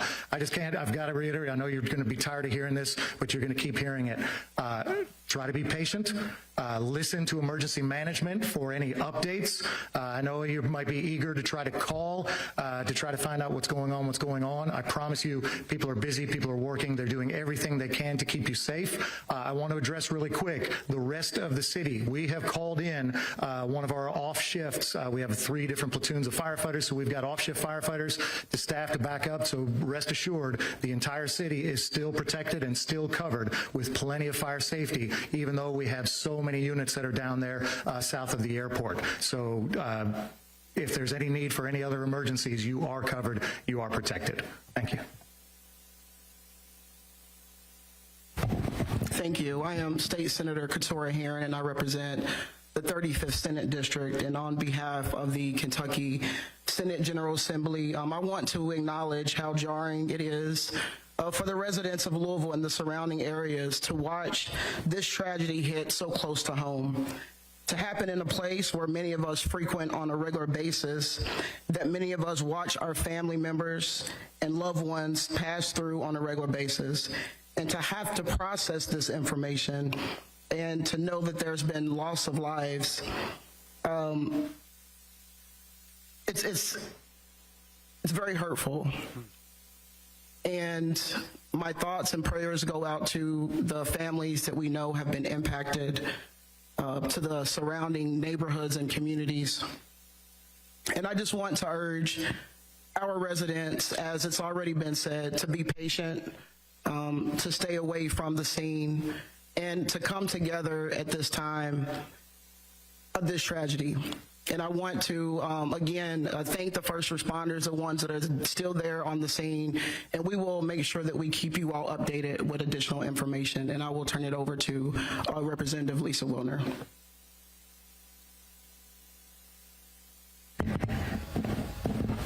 State Representative Lisa Wilner, representing House District 35, which goes all around the airport. This is a sad and heavy occasion. I am filled with gratitude and respect for the work of our first responders, for their courage, for their training, for their teamwork, for their bringing so many different units together on such short notice. I'm grateful to our governor for getting here so fast from Frankfurt. My heart is with the families, all the community members who work for UPS, the folks who work at the airport and are there every day and are already under so much strain because of the government shutdown. This is a time for us as a community to come together. Once again, I am so proud to be a Louisvillian. We are a city of compassion. We are a city of love. I just want to ask that we keep one another in our prayers and our thoughts, that we extend kindness at every opportunity, and that we really use this opportunity to look out for our neighbors and to take care of ourselves and one another.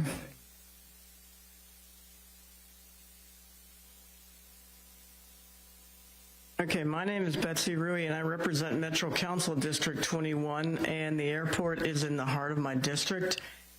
And first, I would like to thank all the leadership of the first responders behind us and all the first responders out there in the field. This is what you all trained for. I'm sad that we have to actually use all your training, but I'm glad that you have it. And my heart goes out to everybody at UPS, because this is a UPS town. My cousin's a UPS pilot. My aide's tennis partner is a UPS pilot.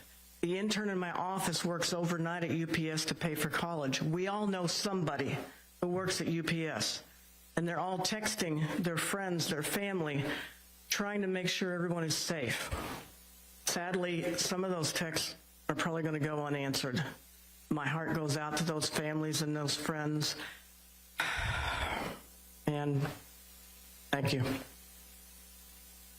I want to acknowledge we also have our FBI special agent in charge with us today. Are grateful for her participation. With that, I'll open it up to questions, but a couple of things. I'm not going to speculate about the cause. That's for the NTSB to determine, and do not want to interfere in that in any way. And the other thing I'd say is we'll get more information on the numbers of fatalities. We'll get more information on the number of injuries. Know that information is fluid. I would tell you, after the tornado in Mayfield, I was standing outside of a factory where I was sure 100 people were dead. And we ended up only losing 13, and that's a lot of people. But pray. It works. It helps. Let's pray that the number of Kentuckians or any other folks that we lost stays as low as possible. With that, if you have questions, I'll do my best.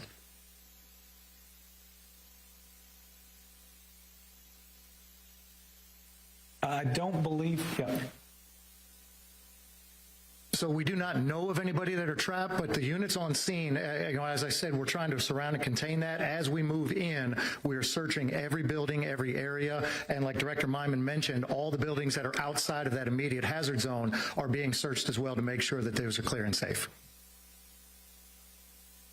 If you see the live images that thankfully emergency management can get, you see these heroic firefighters moving from building to building to building as fast as they can, because if somebody's trapped, they're going to get to them.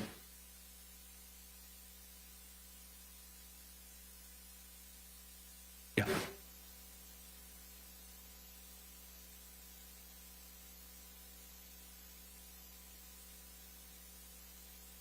Yeah, so right now it's from the airport, basically from the airport or right around the outer loop area north. If you live in Jefferson County and you're in that, I know that's a circle that's on the screen up there behind you guys, but we're thinking anybody north of that. We hope to be able to narrow that down as accurate plume modeling is taking place, and it should be done now. So we may be able to reduce that even more, that footprint even more here just in the next couple of hours.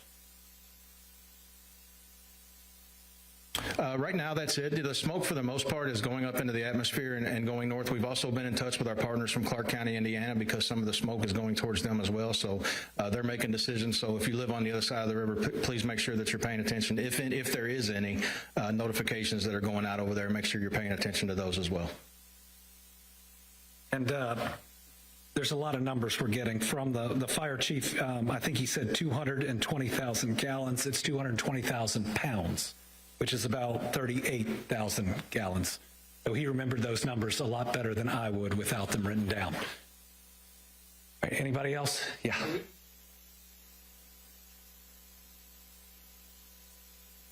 We have not received information we can confirm on their status. From the videos that I've seen, I'm very concerned for them. But again, I'm still praying. Because I've seen people make it out of things in these last 6 years that I didn't think were possible. We'll have more information soon, and we'll also want to make sure before we confirm anyone specific is deceased that we've talked to their family, who deserve to hear that information first.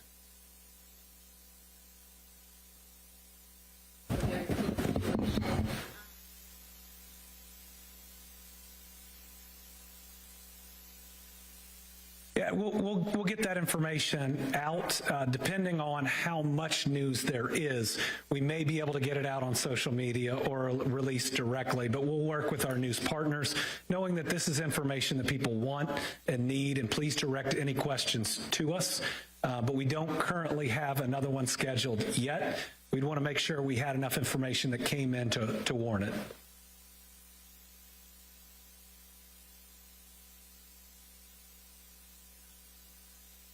So the airport is going to have their press conference here right when we're done, and are going to start addressing that. What I'd say, even with somebody who's supposed to have a flight here soon, is they should only do it when it's safe. And this is a great airport that I've used a lot. I trust their leadership, and I'll look forward to hearing what they have to say. All right, thank you all very much. And again, tough day for Louisville, tough day for Kentucky, tough day for this region.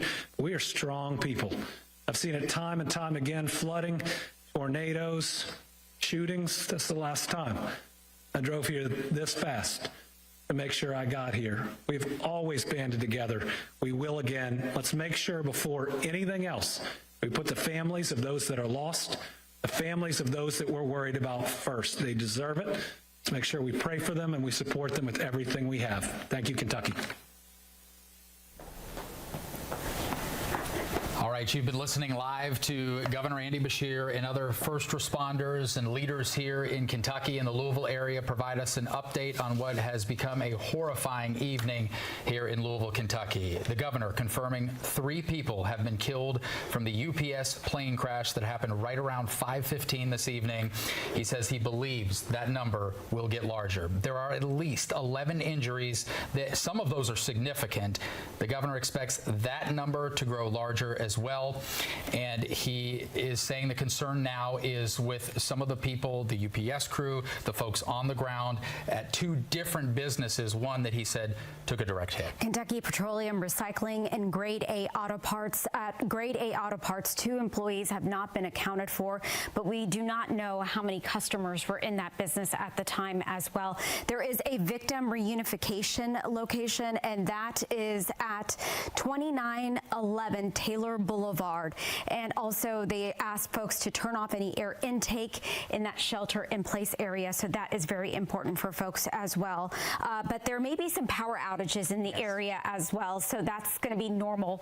As some of it is because of the impact, but some of it is precautionary. Yeah, LG&E saying that they had a piece, pardon me, of their structure that had been compromised, and for safety reasons, they may have to cut off electricity to some people. So if that happens, just please be patient, and they will get you back online as quick as possible. If your home is affected and for some reason you can't get to your home or something happened and you need to go somewhere else, you can call 502-376-6617, and they will see exactly what they can do in order to get you where you need to be. Folks just saw a time-lapse video of the impact of the explosion and the fire and the crash. And again, this is a scene that is very big. It's not just the plane that went down.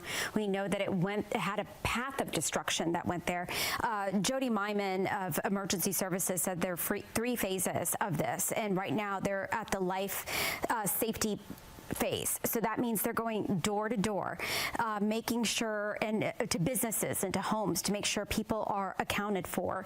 And you think about that. I mean, that has got to be absolutely terrifying. Whether, you live in that area, you're seeing this, but if you're not sure if your loved one is okay. Yeah. Or if you're one of the UPS crew even, or anybody that's in that area, as you heard Katura Heron said, we pass through that area 500 times a day. Your loved ones pass through that area. So as Myra said, they're at life safety and incident stabilization are kind of going hand in hand, because they're going to be working to do that every minute of the evening, and then the hard part of the investigation.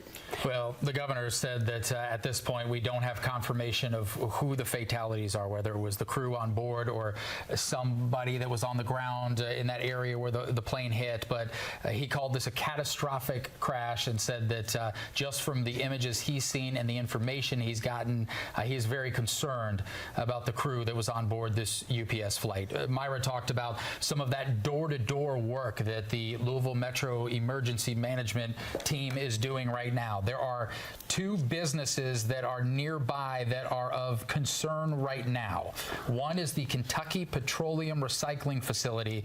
The governor's saying that one basically took a direct hit. So there's going to be a lot of work done in that area, especially when it's safe to do so, if now they have some of this under control, which emergency crews said they are working on. Then there's the Grade A Auto Parts. They had an unknown number of customers who were there at the time, and 2 employees that they are working to try to get in contact with that have been unaccounted for at this time.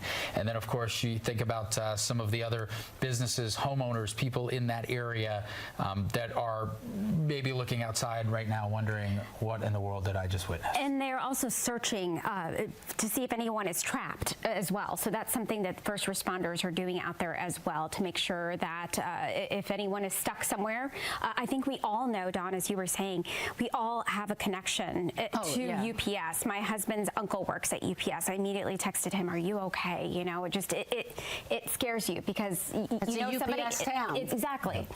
Everybody knows somebody. First job for many high schoolers. Yeah. Just working there as a package handler. They are also saying that effective immediately, if you needed to get somewhere in the city and you were going down Grade Lane or needed to take the bus, that service has been suspended. So they're not able to send TARC through that area. It's been suspended. And so TARC 3, though, they're still working with the passengers there. We've got Logan Perrone, who has someone that he is talking to covering the story tonight. Logan? Well, Don, actually, you know, I wanted to touch on something that was mentioned during that press conference with the governor, with other officials. You know, they said that NTSB, the National Transportation Safety Board, they're going to be the ones that are leading this investigation. And I actually have some experience with an NTSB investigation. About a year and a half ago, I was covering the Francis Scott Key Bridge collapse in Baltimore. NTSB was the lead investigators on that. Jennifer Hamady, she was the chair during that time as well. And, you know, just some of the things that we can expect from this. Obviously, we're going to get a timeline of events from NTSB when they get on the ground. We're going to get information about the plane. Those are going to be things from when it took off, from when it eventually crashed, and then we're also going to learn more about inspections, the history of the plane, when it was last looked at. We'll also learn a little bit about the operators. So again, when I was in Baltimore, we were able to learn about the people on board, the crew members. They were actually getting interviewed while I was there. Same deal here. The folks, anyone involved with the takeoff, the maintenance of this plane will likely be interviewed by NTSB, and just some other things that they'll go through, you know, are the audio recordings, air traffic control to the plane, anything that they can get, excuse me, off the black box of the plane.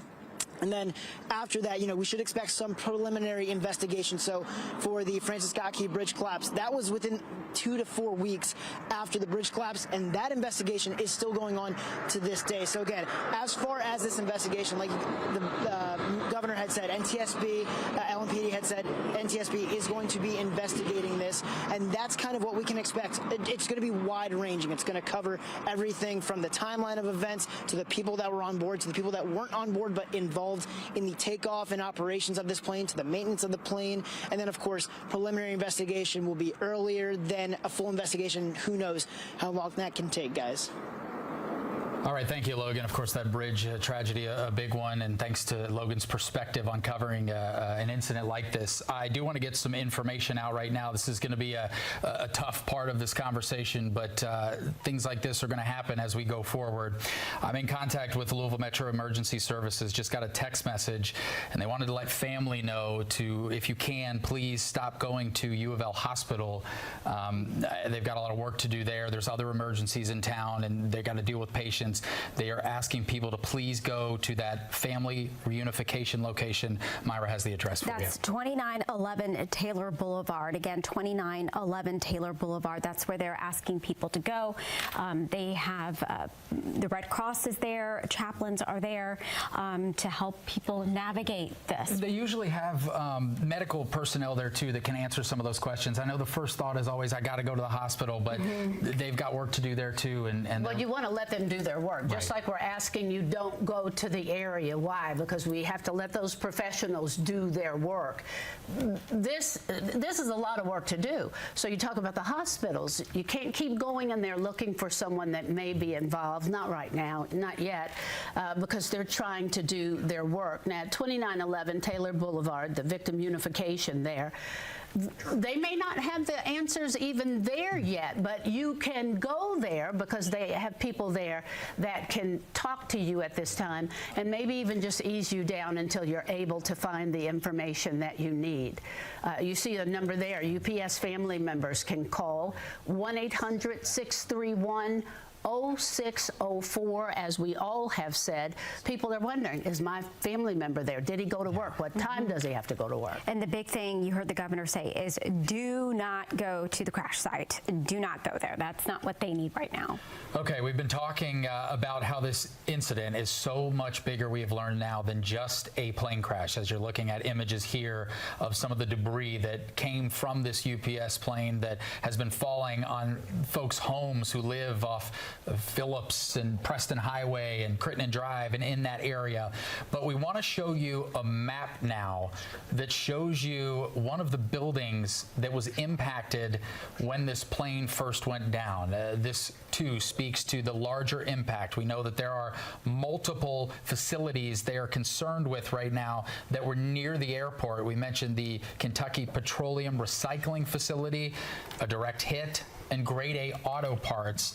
And the map we're working to turn around, here it is, will show you that area that it was hit. Here you can see the mouse. What you're seeing is Ryan, walk us through environmental place right there. GFL Environmental, that is a petroleum recycling business with a lot of large tanks. Some of the explosions you may have seen on some of the video may very well have been some of those tanks at the south end of runway 17 right in the debris field of where this plane crashed. Can you talk a little bit just about, obviously, that's very combustible material. Sure. So this is a very industrial area. You've got GFL Environmental there. You've got several auto parts junkyards, pull-apart type places where you go in, you pay money, and you get your auto parts there.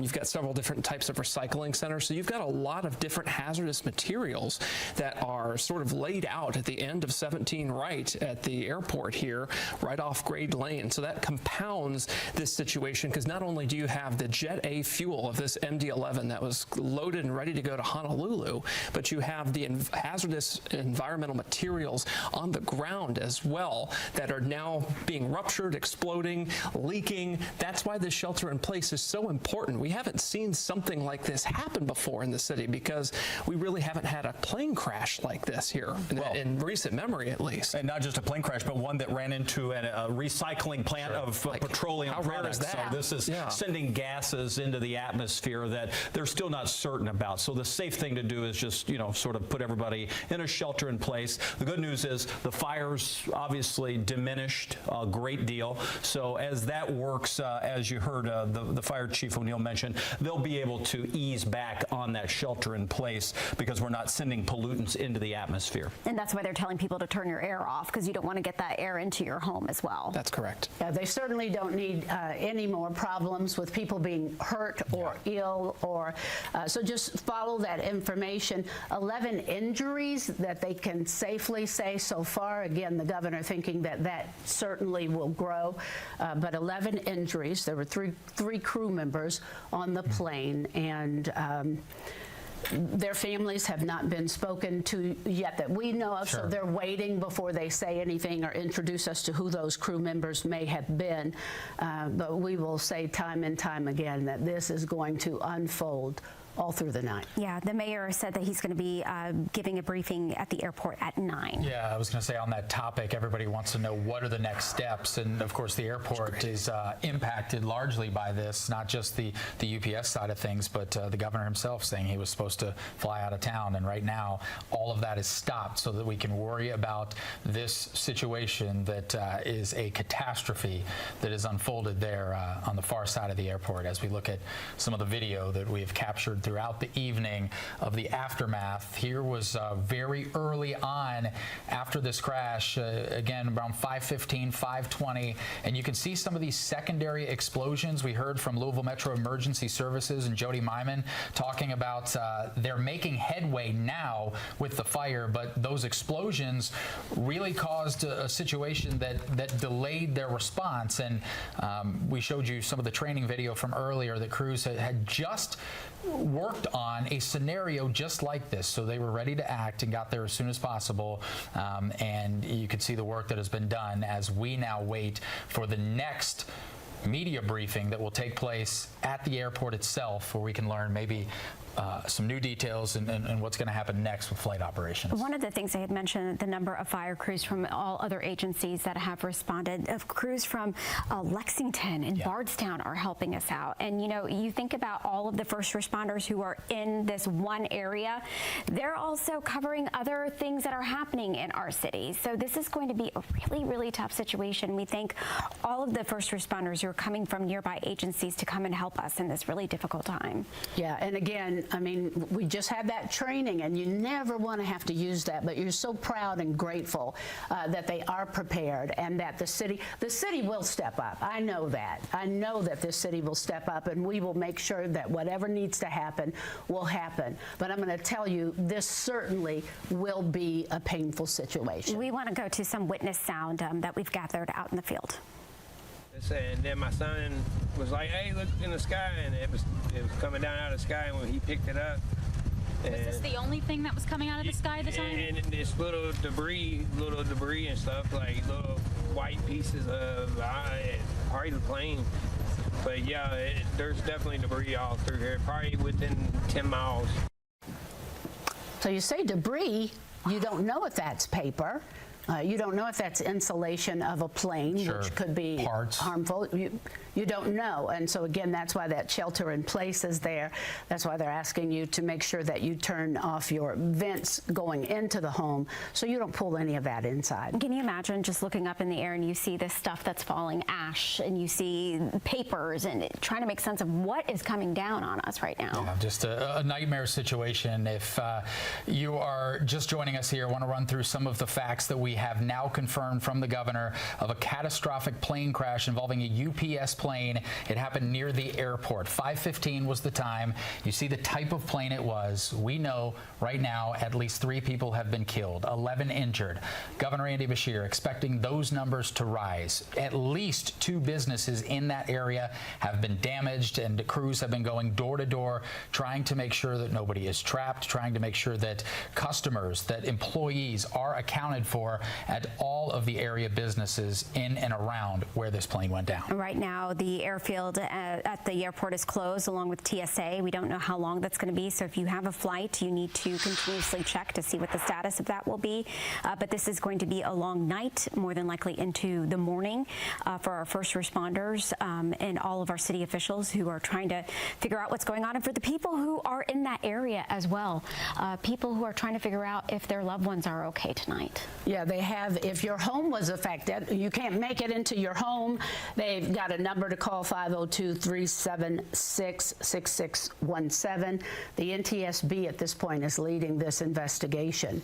If you are looking for some good news tonight, this is a live picture of what it looks like now. We've seen all these horrific images of explosions and fire and smoke, and you can see here that emergency crews there on the ground are getting a handle on the incident itself. Of course, now everything moves to potential victims and helping people and business impacts. But right now, as we look at this live camera that we've been staring at for the past 3 hours, at least we are seeing a move in the positive direction here, and that means that our first responders, some of them, will no longer be in harm's way. Which is really amazing, because if you can think about what those flames looked like just hours ago and the smoke, my thought was, honestly, that this was gonna burn through the night. But as they said, Jody Myman, I think, said that they had companies that were literally sending them foam, saying you need this foam for, putting out this fire, and they had the foam that they needed because the city stepped up. And Brian had mentioned this earlier, but just very critical for folks right now. Again, the police department is really encouraging people to not go to area hospitals to look for loved ones. They're asking people to, again, go to that reunification area at their training academy located at 2911 Taylor Boulevard. Our hospital cannot keep taking influx of people wondering, is my loved one everyone here, that's not the right place to go to. So you need to go to that training academy at 2911 Taylor Boulevard to find your loved ones or find out what's going on. We heard live on our air from our Congressman Morgan McGarvey, who's in Washington right now, and he talked about how high up the chain this event has now moved. He's had conversations with people at the highest level, making sure that whatever resources we need in the aftermath, they'll be here in Louisville to help. And we've already seen the Secretary of Transportation posting about this on social media. So this incident that's impacting us so greatly here in Louisville is now being looked at the highest levels, and not only for the investigation, but for the aftermath and how we move on. And again, I'm sure they just want that investigation, when we say investigating, not wondering, you know, who did that or what happened, just to find out what did happen and to make sure it doesn't happen. The family is going to want to know. The family is going to want to know. Okay, we have a programming note for folks right now. The plane crash is postponing coverage, so we'll be joining in progress the Orlando Magic at Atlanta Hawks. The game is streaming on Peacock. Yeah, this is the first year that the NBA has been back on NBC, so a lot of folks have been tuned into those games. But of course, this incident cutting into coverage, so you can check that out if you'd like on Peacock. But we are going to stay with this throughout the evening tonight. Kevin, did you have something? Yeah, I just spoke to one of the owners of the businesses down very close to the Stooges Bar and Grill, the Embry's Auto Park, very close to the area that you were seeing the petroleum recycling. That was the hardest hit area. About a street and a half away is another business called Superior Leasing. They have a lot there. Chris, one of the management owners there, reached back out and said that he had called around to some of the neighbors there, and that thankfully a lot of them had gotten out just before that plane crashed. So at 5:15, maybe they left between 4:30 and 5 o'clock, or 4:30 to 5:15, somewhere in that zone. So the good news is who he's reached out to, everybody seems to be safe. So while we have a string of damage that went from the end of that airport runway over the top of one building, came crashing back down into that petroleum recycling facility and went into the auto parts area, there is a lot of damage, but hopefully, I mean, I know the governor said that he expected that number to go way up, but hopefully it does not.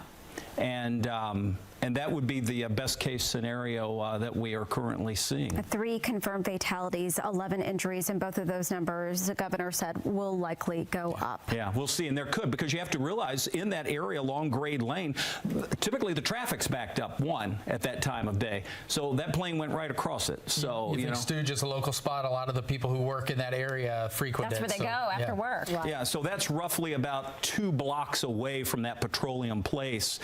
So it's very close, right on Grade Lane, right off of Melton.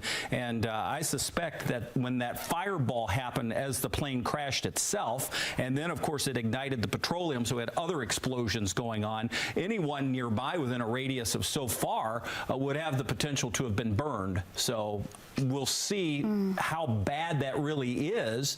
We don't know, and the firefighters are just now probably able to get a little closer.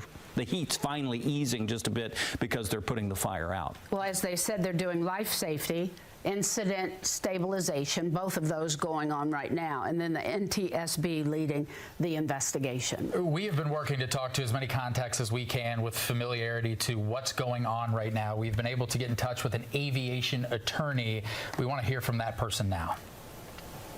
This is a 3-engine aircraft, as I'm sure you know or have picked up on, and that the initial fire at takeoff in those same kind of grainy-ish videos that it looks like you've seen suggests something that might have started in an engine, or at least developed within one of the engines. But it's very, very difficult to tell from the initial video. And I think one of the challenges for investigators, when you have one or more fireballs of this type and a fire that is very, very difficult to contain, is that, you know, fires can do a lot of damage to the evidence that remains. I mean, All right, so hearing from an aviation attorney here, filling in some of the details for us about what transpired today, because as we've talked about, our city has not had an aviation incident like this in recent memory, so a lot of this information we're going to get from experts as we move throughout the next few days. And again, we can only, I mean, we're all looking at the videos, different videos. You're seeing many, and right now we can only guesstimate. You know, we saw the flame on the left side of the plane. What really caused that plane? Was it the engine? What happened? Yeah, we don't know. We don't know, and it's going to take some time. And so for that, everybody has to be patient and to remember that families have been affected by this. So watch how you talk, what you say, because you don't know whose family was put in harm's way with this accident. And the governor had said that they're working to let family members know who's been impacted before they put out any specifics. We want to go live out to Logan Perone now.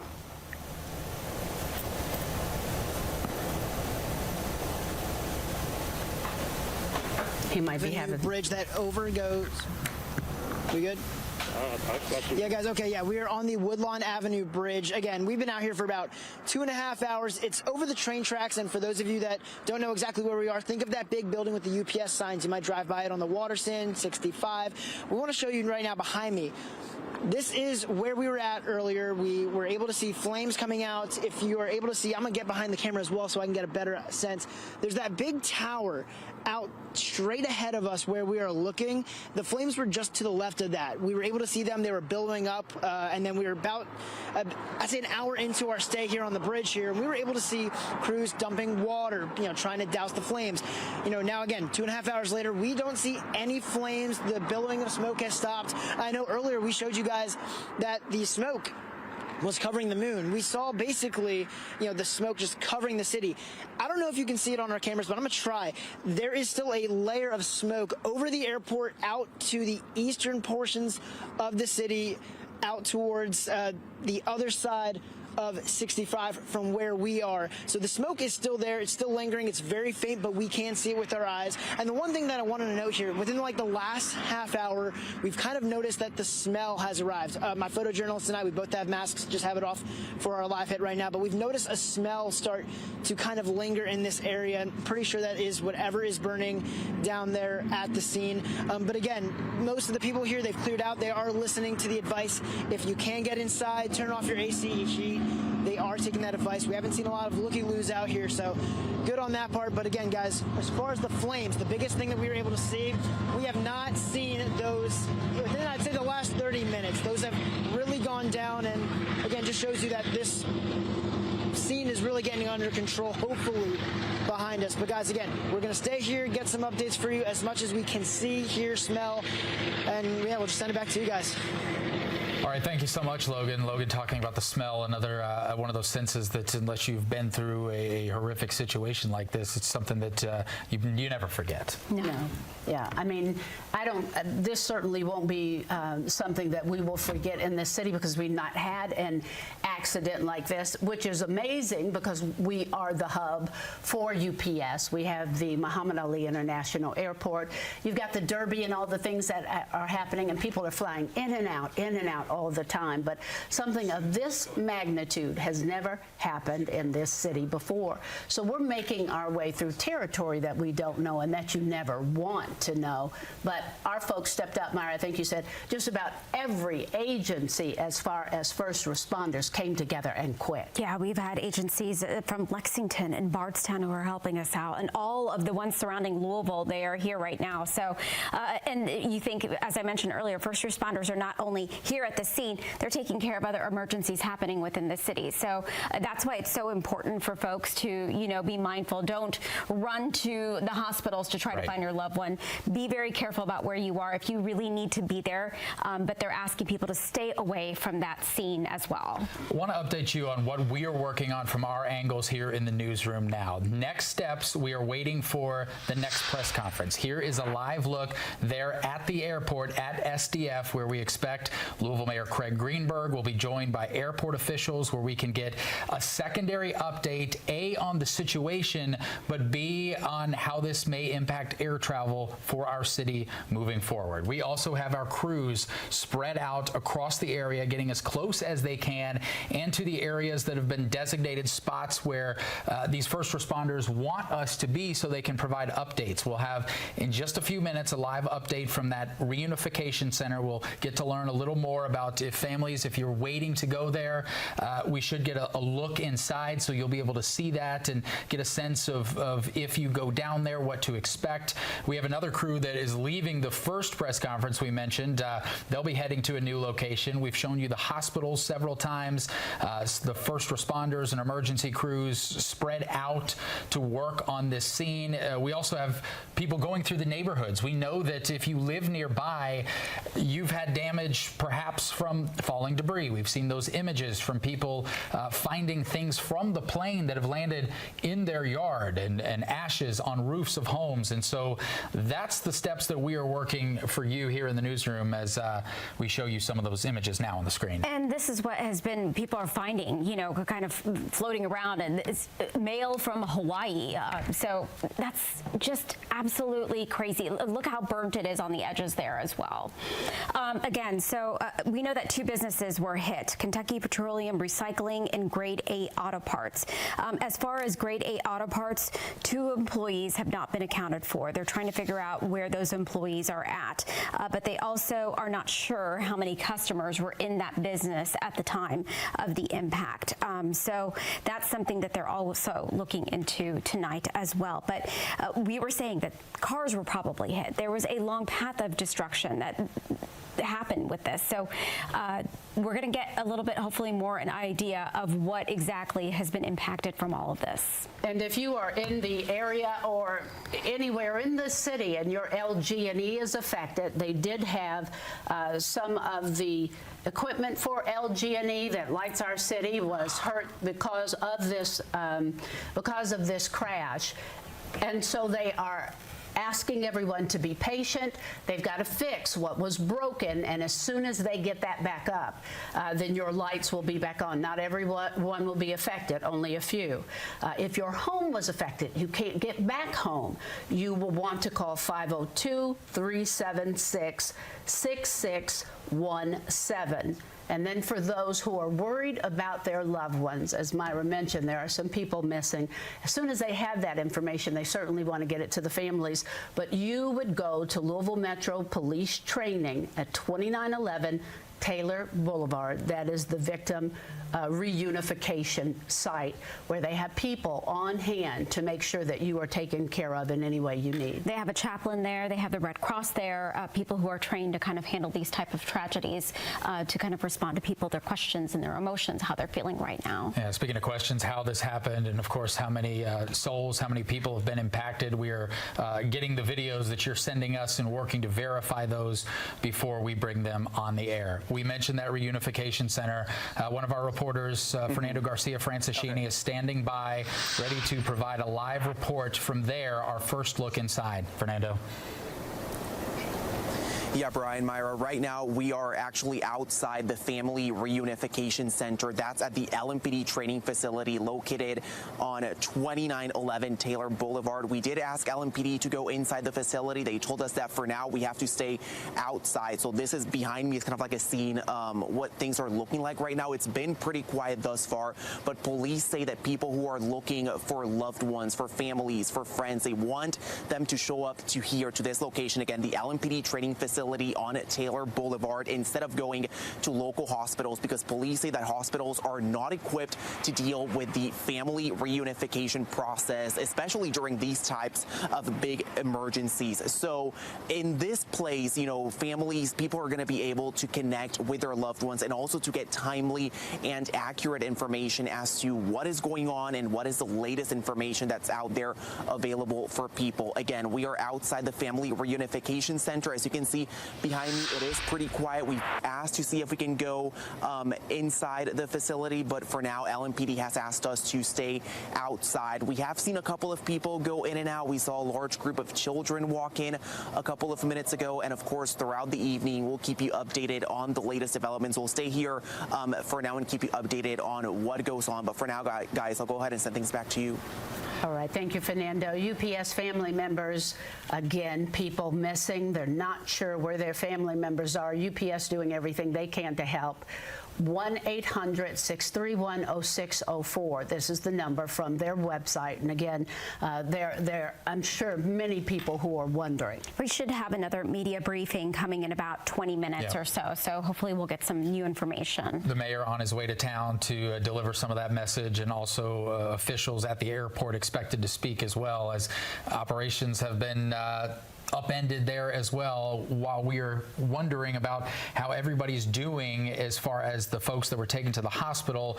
We also have to wonder what happens next with all the facilities and things nearby. Here's a live look inside where that press conference is going to be taking place. It looks like everything is set and ready, and now we just wait for the right folks to come, for them to get that information and verify it. We were having a conversation off camera a couple of minutes ago. We know now with how everything is with AI and technology, we have to double and triple and quadruple check everything that's coming in, from information to videos to photos, to make sure that it is real. The same type of investigation that the federal authorities are going to have to do. We're trying to do that on the fly so that everything is checked those boxes for you, because so many families. It's got to be right, or it won't be on. Exactly. You just don't put it on because it looks interesting. And it takes time.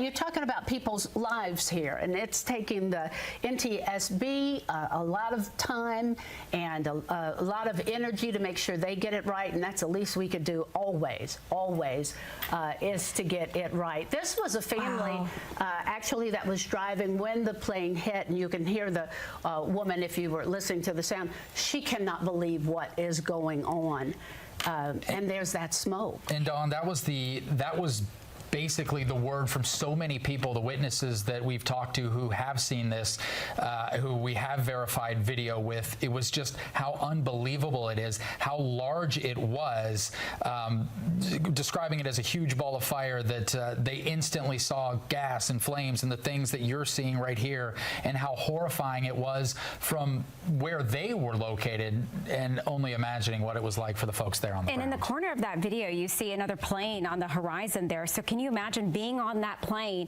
and you're looking out the window and you see that? You've got that right. Scary. It's odd because some people who saw this that you're seeing here did not necessarily see the plane. And so you hear in their video, like, what in the world? What's going on? And so initially, a lot of people, we weren't even sure because we saw that big plume of smoke, like, okay, something just happened. And it was that plane coming down. And you hear in the aftermath when they block off streets and tell people to stay in your home and avoid these areas. Well, some of these images we're showing you now are for when folks, that hadn't happened yet. This was within minutes. This literally within minutes. Which is why the concern is so great for, and you heard the governor say it, not knowing how many people are either unaccounted for, knowing that maybe some of the injuries are going to rise, because if these are the images we're seeing from the people who were able to pull out a phone and record it, and you see how close they were, that concern moves to the folks that were even closer. Yeah, and you think about just the mental health toll that this is going to have in our community. If you saw this happening, if you were a part of this, it's going to take a lot of healing time for our community to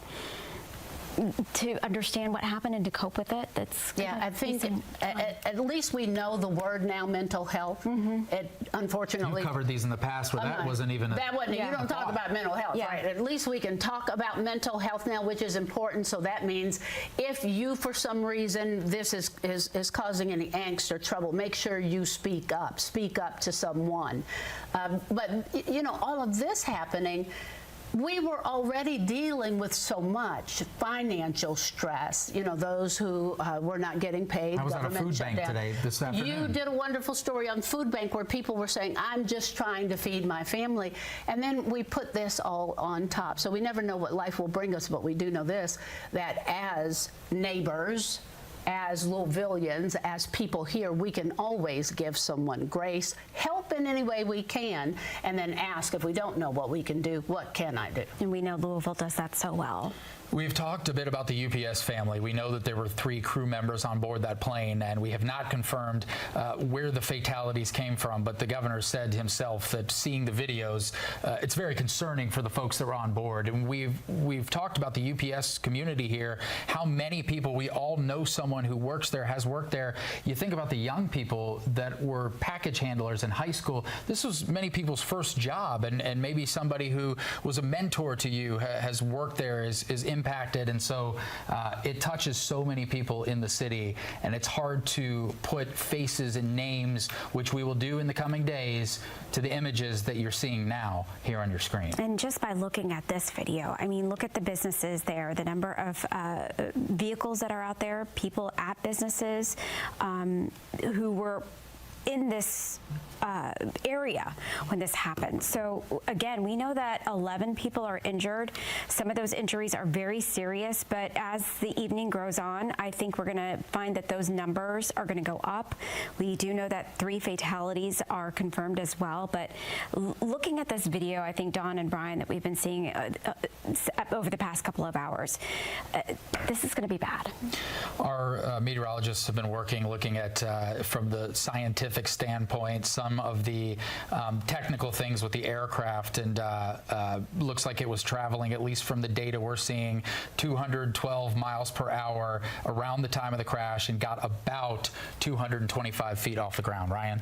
Yeah, so guys, this plane had just tried to complete its takeoff roll and try to get airborne, right? And from the videos that we see, the left engine, as you're looking out the cockpit, was clearly in flames. So something happened to that left engine that did not allow that plane to get enough speed to make it airborne. That's what it looks like at this point. You can see the video there where you've got that left engine clearly on fire. They probably called in the cockpit V1. They made a decision to keep going and not try to abort the takeoff, try to put the brakes on, and by that point it was too late, and they, of course, resulted in what you see there. I do want to talk about the shelter-in-place area in our Weather 2 graphics machine here, if we can pop that up. So many people on social media have been asking, where is this right now? And this is a very rough, generic drawing of this, all right?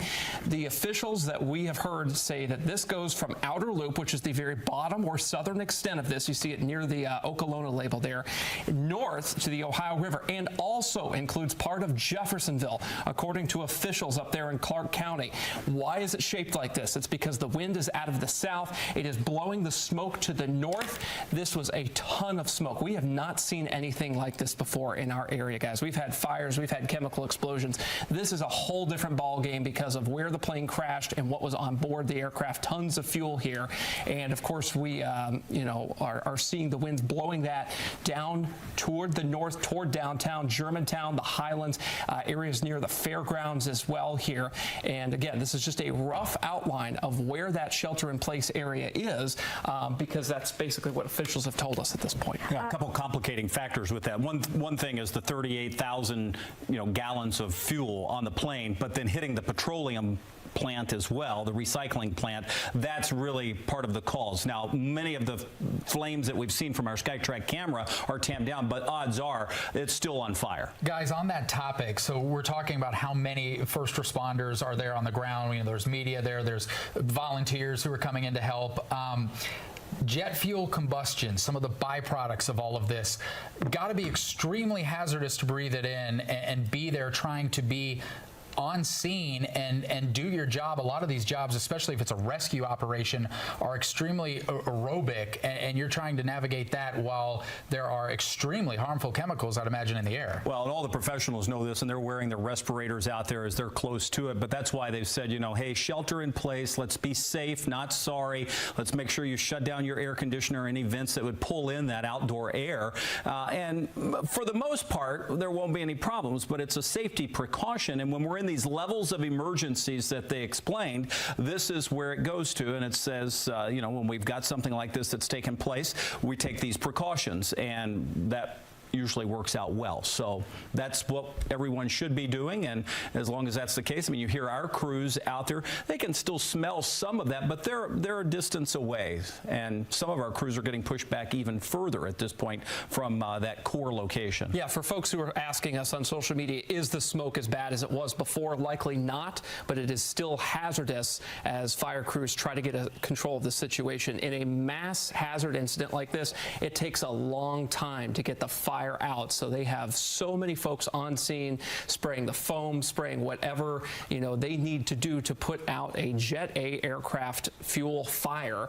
These crews train for this. They for years had this old dilapidated plane at the Louisville Muhammad Ali International Airport, and you'd taxi by it, on a taxiway or runway, and you go, what is that thing? Well, that is where they would train the firefighters for an incident like this at the airport. Guys, we've been talking about sort of the next steps, is wondering about the businesses and the facilities that are located nearby where this plane went down. The governor mentioned several of them. One that took a direct hit, another they were still looking, wondering how many customers were inside at the time. Kevin talked to some folks who worked nearby who were checking in with friends and business owners, and they had heard good news. I have more good news to bring you now. Has Been is a Louisville Metro Public Works facility nearby. They just posted that their crews are all safe. However, there are emergency road closures in their area, so the site itself is closed. But that's another business we've now heard that is, at least at this time, reporting their crews are safe. It's good news. All right, let's go to Alina Noakes live right now. Hey guys, well, you guys have been looking ahead to the press conference that's going to be happening here. We are scheduled for 9 p.m. to be hearing from Mayor Craig Greenberg, as well as airport officials and local EMA Director Jody Myman as well, on the response here at the airport as they continue working outside. We have some officials start to come in. They're also going to talk about the airport operations, kind of the procedure going forward, how that is working. Of course, we do know that there is currently a standstill on the tarmac. No planes are coming in or out. TSA has also suspended operations temporarily as well. So hoping to have an update on flights, airport operations, and any local impacts that Mayor Greenberg and officials can give us on the situation on the ground right now, guys. We'll bring this to you live coming up at 9. All right, Alina, thank you so much for that update. And we just got another update that the shelter in place, as Alina mentioned, is now been reduced to a 1-mile radius of the airport. More good news, showing that they're getting that scene at least around there under control. And that's good news, and so that means maybe, I don't know if that means that there's less burning. We have seen, if we have a live shot of what it looks like out there, it was very bright and glowing initially, so we know that fire was still burning. The first responders have been working to put it out. Some of that smoke gone now because JCPS is canceled for tomorrow. All right. Okay. Jefferson County Public Schools canceled for tomorrow. Ryan Hoke just letting us know. Jefferson County Public Schools are canceled. Just read the information from the school. It's in your team's post. Pulling it up right now. They've been doing, we mentioned earlier, one of these big agencies, of course, posting information as they get it in. So this is coming from our state's largest school district. Due to the necessary shelter-in-place order, the city, following this evening's tragic plane crash as well, all JCPS schools and buildings will be closed Wednesday, November 5th. They will operate like a snow day, no online instruction, and also to mention any extracurricular activities, athletics, those two canceled. JCPS families, you will not go to class tomorrow.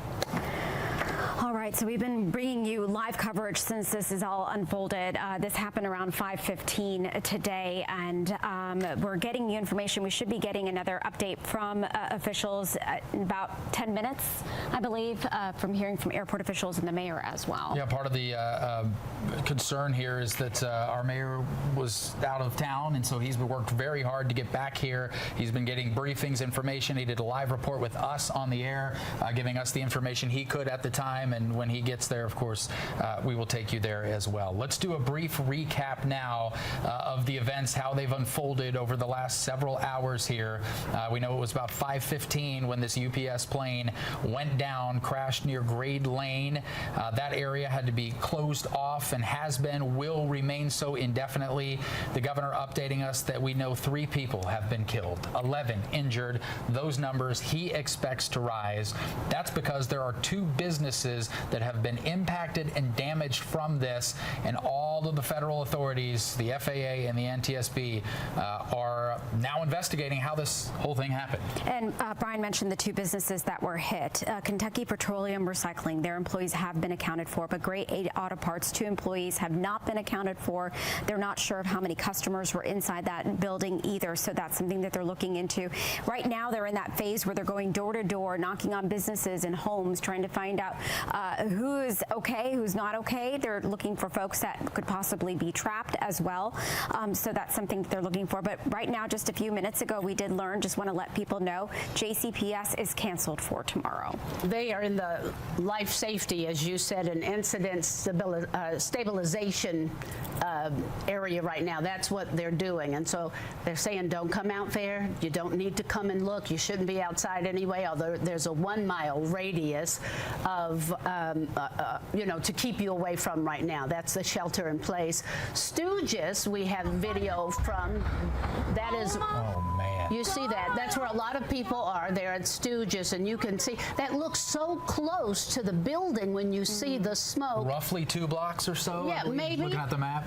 And you see that it is filled with people there. And I think initially, no one really knew exactly what was going on until we later found out that that's a UPS plane that had issues and just couldn't make it down. We don't have all the information of who might be hurt. And we are seeing some of the videos on social media of the plane impacting and hitting a building. We're here to confirm that, because as we mentioned, a lot of things can be floating online right now. Potentially a security camera footage. Yes, we just need to verify what's real, what's not real, and once we get that confirmed, we'll bring it to you. Because it's just too easy to do just about anything that you want to do. We have another witness that we're going to hear from. So many people that saw so many different views.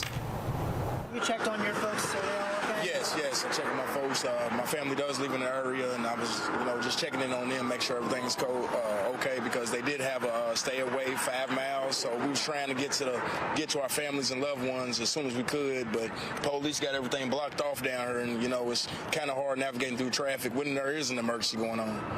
And just for the both of you, either one of you can answer. Just, I don't know, when you see the plume of smoke, when you see it going, I mean, it's darker now, but all the way back to the city, I mean,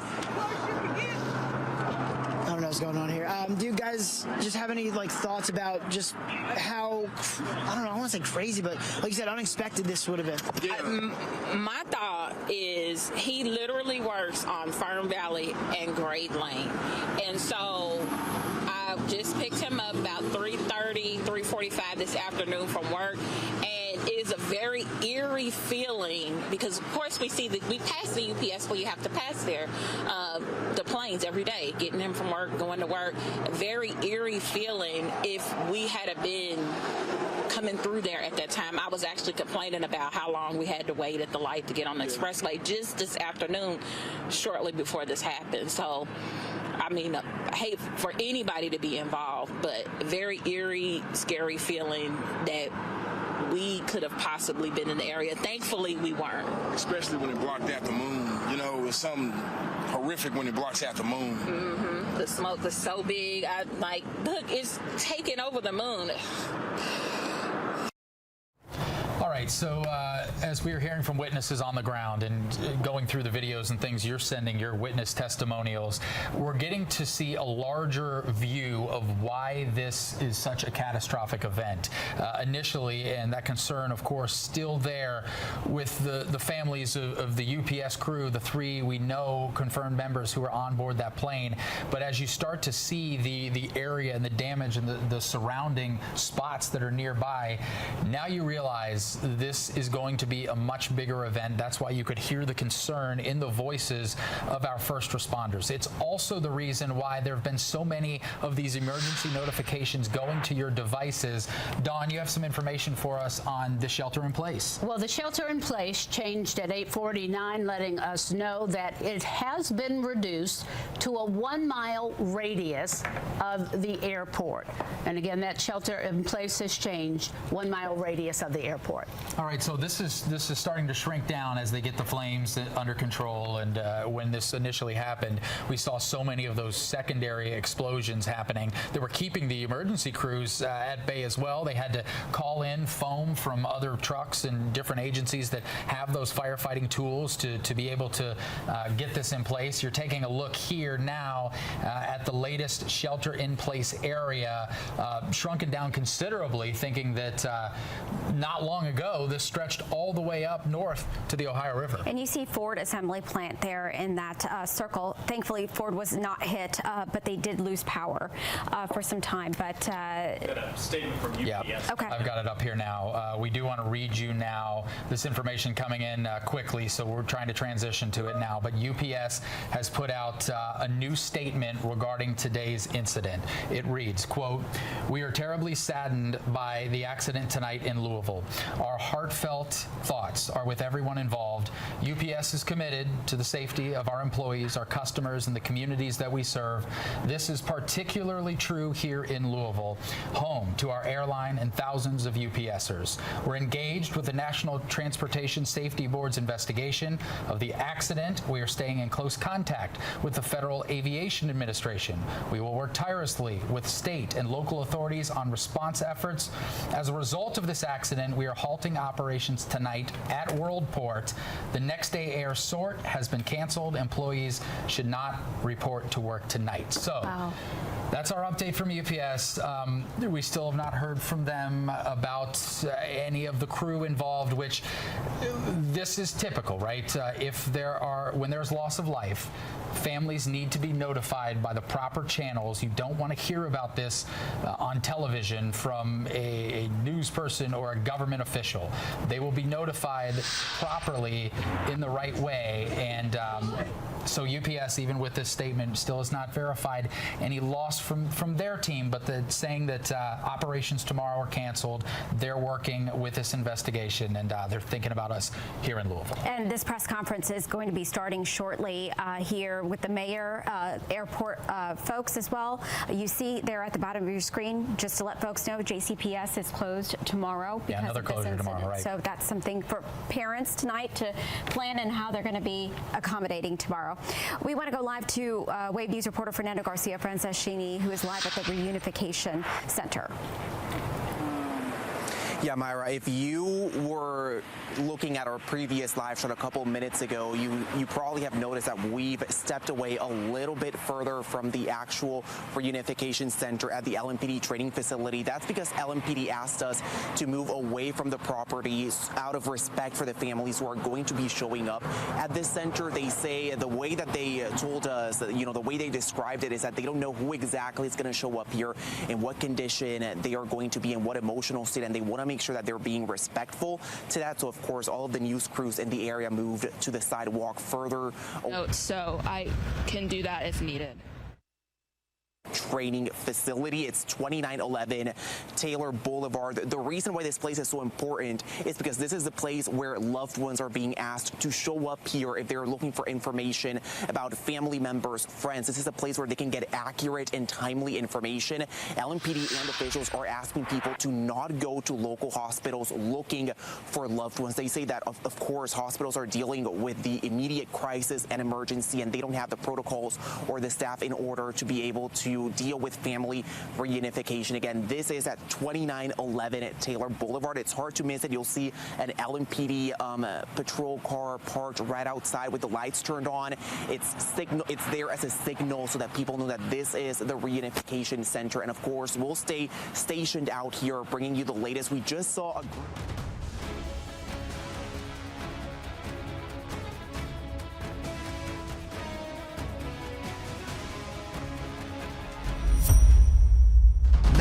Live breaking news on Arizona's Family Plus.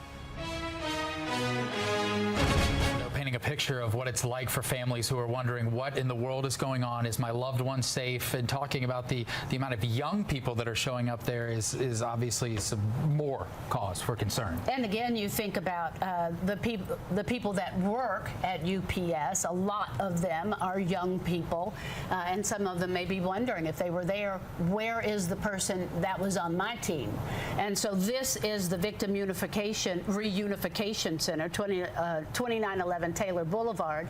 And as Fernando said, the police asked them to step back. It's a tough spot to be. Yeah, it's a tough spot. And I was wondering when that was going to happen, because you've got to respect this situation right now. This is as raw and as new as it could be, other than at 5:15 today when it happened. We'll be respectful as we can. Yeah, and so everybody just steps back to let those families go in and deal with their feelings and hear the news that they may hear. And it's very, keep in mind how families must be feeling. If you're trying to call your loved one and they're not picking up right now, that has to be a very scary moment for folks. All right, as we work to gather more details, we're going to continue going to our live crews. They're moving around to different spots as well. Fernando's at Unification Center because that's where we expect some information to come. We have Alina there at the airport. A press conference is coming any minute. Julia picked up and moved from one location, has gotten closer to the scene. So, Julia, where are you exactly, and what have you been seeing from your vantage point? Yeah, Brian. Well, I am on the Woodlawn Bridge right now. That's where Logan previously was. We just got back here a few minutes ago, and it's actually pretty quiet again. No activity on the runways or anything. I can't see any smoke or flames anymore. It is obviously pretty dark out here. We were just at that governor's press conference, which I know that you guys have been recapping for the next hour, but I just kind of wanted to give a little summation of everything that was said. So, of course, this is an all-hands-on-deck response. You have pretty much every police and fire agency in the area that is going to respond to this. Now, NTSB is in charge of the investigation, and they were supposed to be on the scene shortly as of the time of that presser. Now, there was no hazardous cargo on board. That's a big point that I want to emphasize. But, of course, they are still, if you are under that shelter in place, they're encouraging you to stay in that shelter of place in place now. And of course, there was no hazardous cargo on board, but they did say that they don't know what the impacts will be from what the plane did crash into. We don't know if any of those chemicals or anything could be toxic. They're still trying to figure that out. Now, they are expecting this number to grow, but right now, at least 3 fatalities and at least 11 injuries. And of course, we have that Victim Reunification Center, which Fernando is at right now. Now, 2 businesses were in the main area of the crash. That is Kentucky Petroleum Recycling and Grade A Auto Parts, and all employees but 2 from that auto parts are accounted for. They are not sure about customers at this time. Now, of course, no major outages reported right now. The Ford plant was not hit, and everyone sheltering in place that is at the convention center has been sheltering in place right now. Of course, first responders said that they are kind of in the process of going door to door to businesses, to places that have been impacted, to see if there's anybody stuck in there, if anybody's accounted for. So right now, Jody Myman said that they're just still kind of in that life safety step in the process. Now, of course, this is all stuff that we guys will be hearing throughout the night, but just kind of wanted to recap that for you guys. And of course, we have the presser coming up with the mayor, which has now been pushed back an hour, but I'm going to toss it back to you guys in the studio. Yeah, thanks, Julia. That's the information we're getting as well. We're going to go to that now. So that press conference, you heard Julia reference this, the Mayor Craig Greenberg, trying to get here from an out-of-town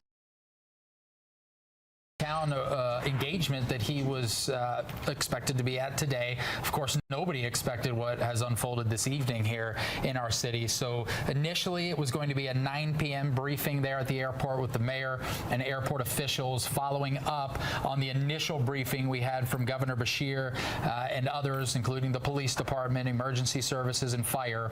Well, now we know the mayor says it's going to be pushed back a bit, 10 p.m. So in about an hour is when we will get that that new briefing. So in the meantime, we'll be working our sources and with our crews on the ground to get you information while we wait for those official reports. We did hear from Governor Beshear earlier today. He was at Louisville Metro where so many people joined him.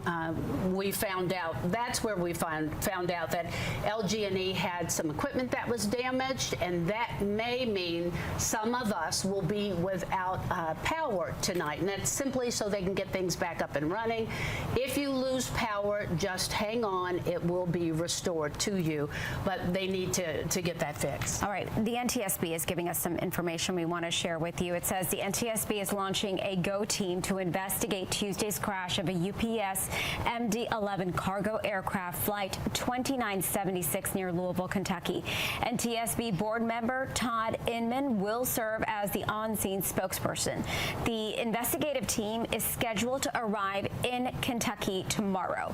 A media briefing will be held tomorrow with the time and location to be announced via this feed. All right, so we've been mentioning how federal agencies are getting involved in the aftermath now of this catastrophic plane crash and all the areas nearby that have been affected. The FBI, the latest to put out information. This is coming from the FBI's Louisville field office. They're saying in response to this evening's plane crash near the airport, FBI Louisville is there on scene. They're providing assistance to the first responders and the federal, state, and local law enforcement agencies. They reference, too, that the NTSB is the lead investigating agency into how this happened, so they want the primary source of information to come from them. But we know FBI Louisville joining that massive team of investigators and first responders there on the scene. We also are getting an update now from U of L Health saying that they've received 10 patients related to this incident. 2 of them are in the burn center. They are in critical condition. 2 additional were treated with non-life-threatening injuries. 3 patients with non-life-threatening injuries treated at U of L Health Mary and Elizabeth Hospital. 2 patients, non-life-threatening injuries treated U of L Health South Hospital. 1 patient, non-life-threatening injuries treated at U of L Health Jewish Hospital, and they don't expect to send out any more information about that this evening. So getting an update that these patients are spread about at our Louisville area hospitals. We want to go live now to Logan at the airport. Yeah, Brian and Myra, I'm here actually with a few of the passengers that got off the plane that they were flying on right as this event was happening. I got John, I got Michaela. So guys, if you don't mind, just kind of where were you coming from? You know, kind of talk about how this has kind of disrupted your travels. Yeah, so we were coming from Nashville, and I'll let you do the talking. Yeah, absolutely. We're coming from Nashville. Had a short layover, what was supposed to be a short layover in Louisville, and got off the plane real quick. Looked out the window, saw the smoke, and had a good feeling we weren't getting back on anytime soon. Yeah, and you guys said you were, like you said, heading to Arizona. You weren't even supposed to get off the plane. No, it was like a no change plane. I think it was supposed to be like a 40-minute layover. Yeah. And you guys saw the smoke coming up as you were getting off the plane, and then as you got off and right there at your gate. Kind of, what was the thought going through your head? I know you said, like, okay, we're not getting on the plane, but what was going through your heads of, you know, I don't know. Like, we were trying to figure it out. Like, we didn't know what it was at first. Like, we heard someone mention, like, as we were getting off the plane, so, like, because it was a TSA ATC layover originally, or delay, and then ended up going, oh, there's a big fireball, and we're like, are they talking about something else? And then we got off, and that's when you could see more of it. And yeah. And Michaela, you've been through this airport, I'm sure, plenty of times from Tennessee. You know, kind of just talk about your experiences here at SDF and what this has been like, having to sit here because of what happened. Yeah, I mean, I've never had anything happen where it's like you have something this serious happen, and this, yeah, and just not really knowing what to do is a lot, I'd say. Yep. Yeah.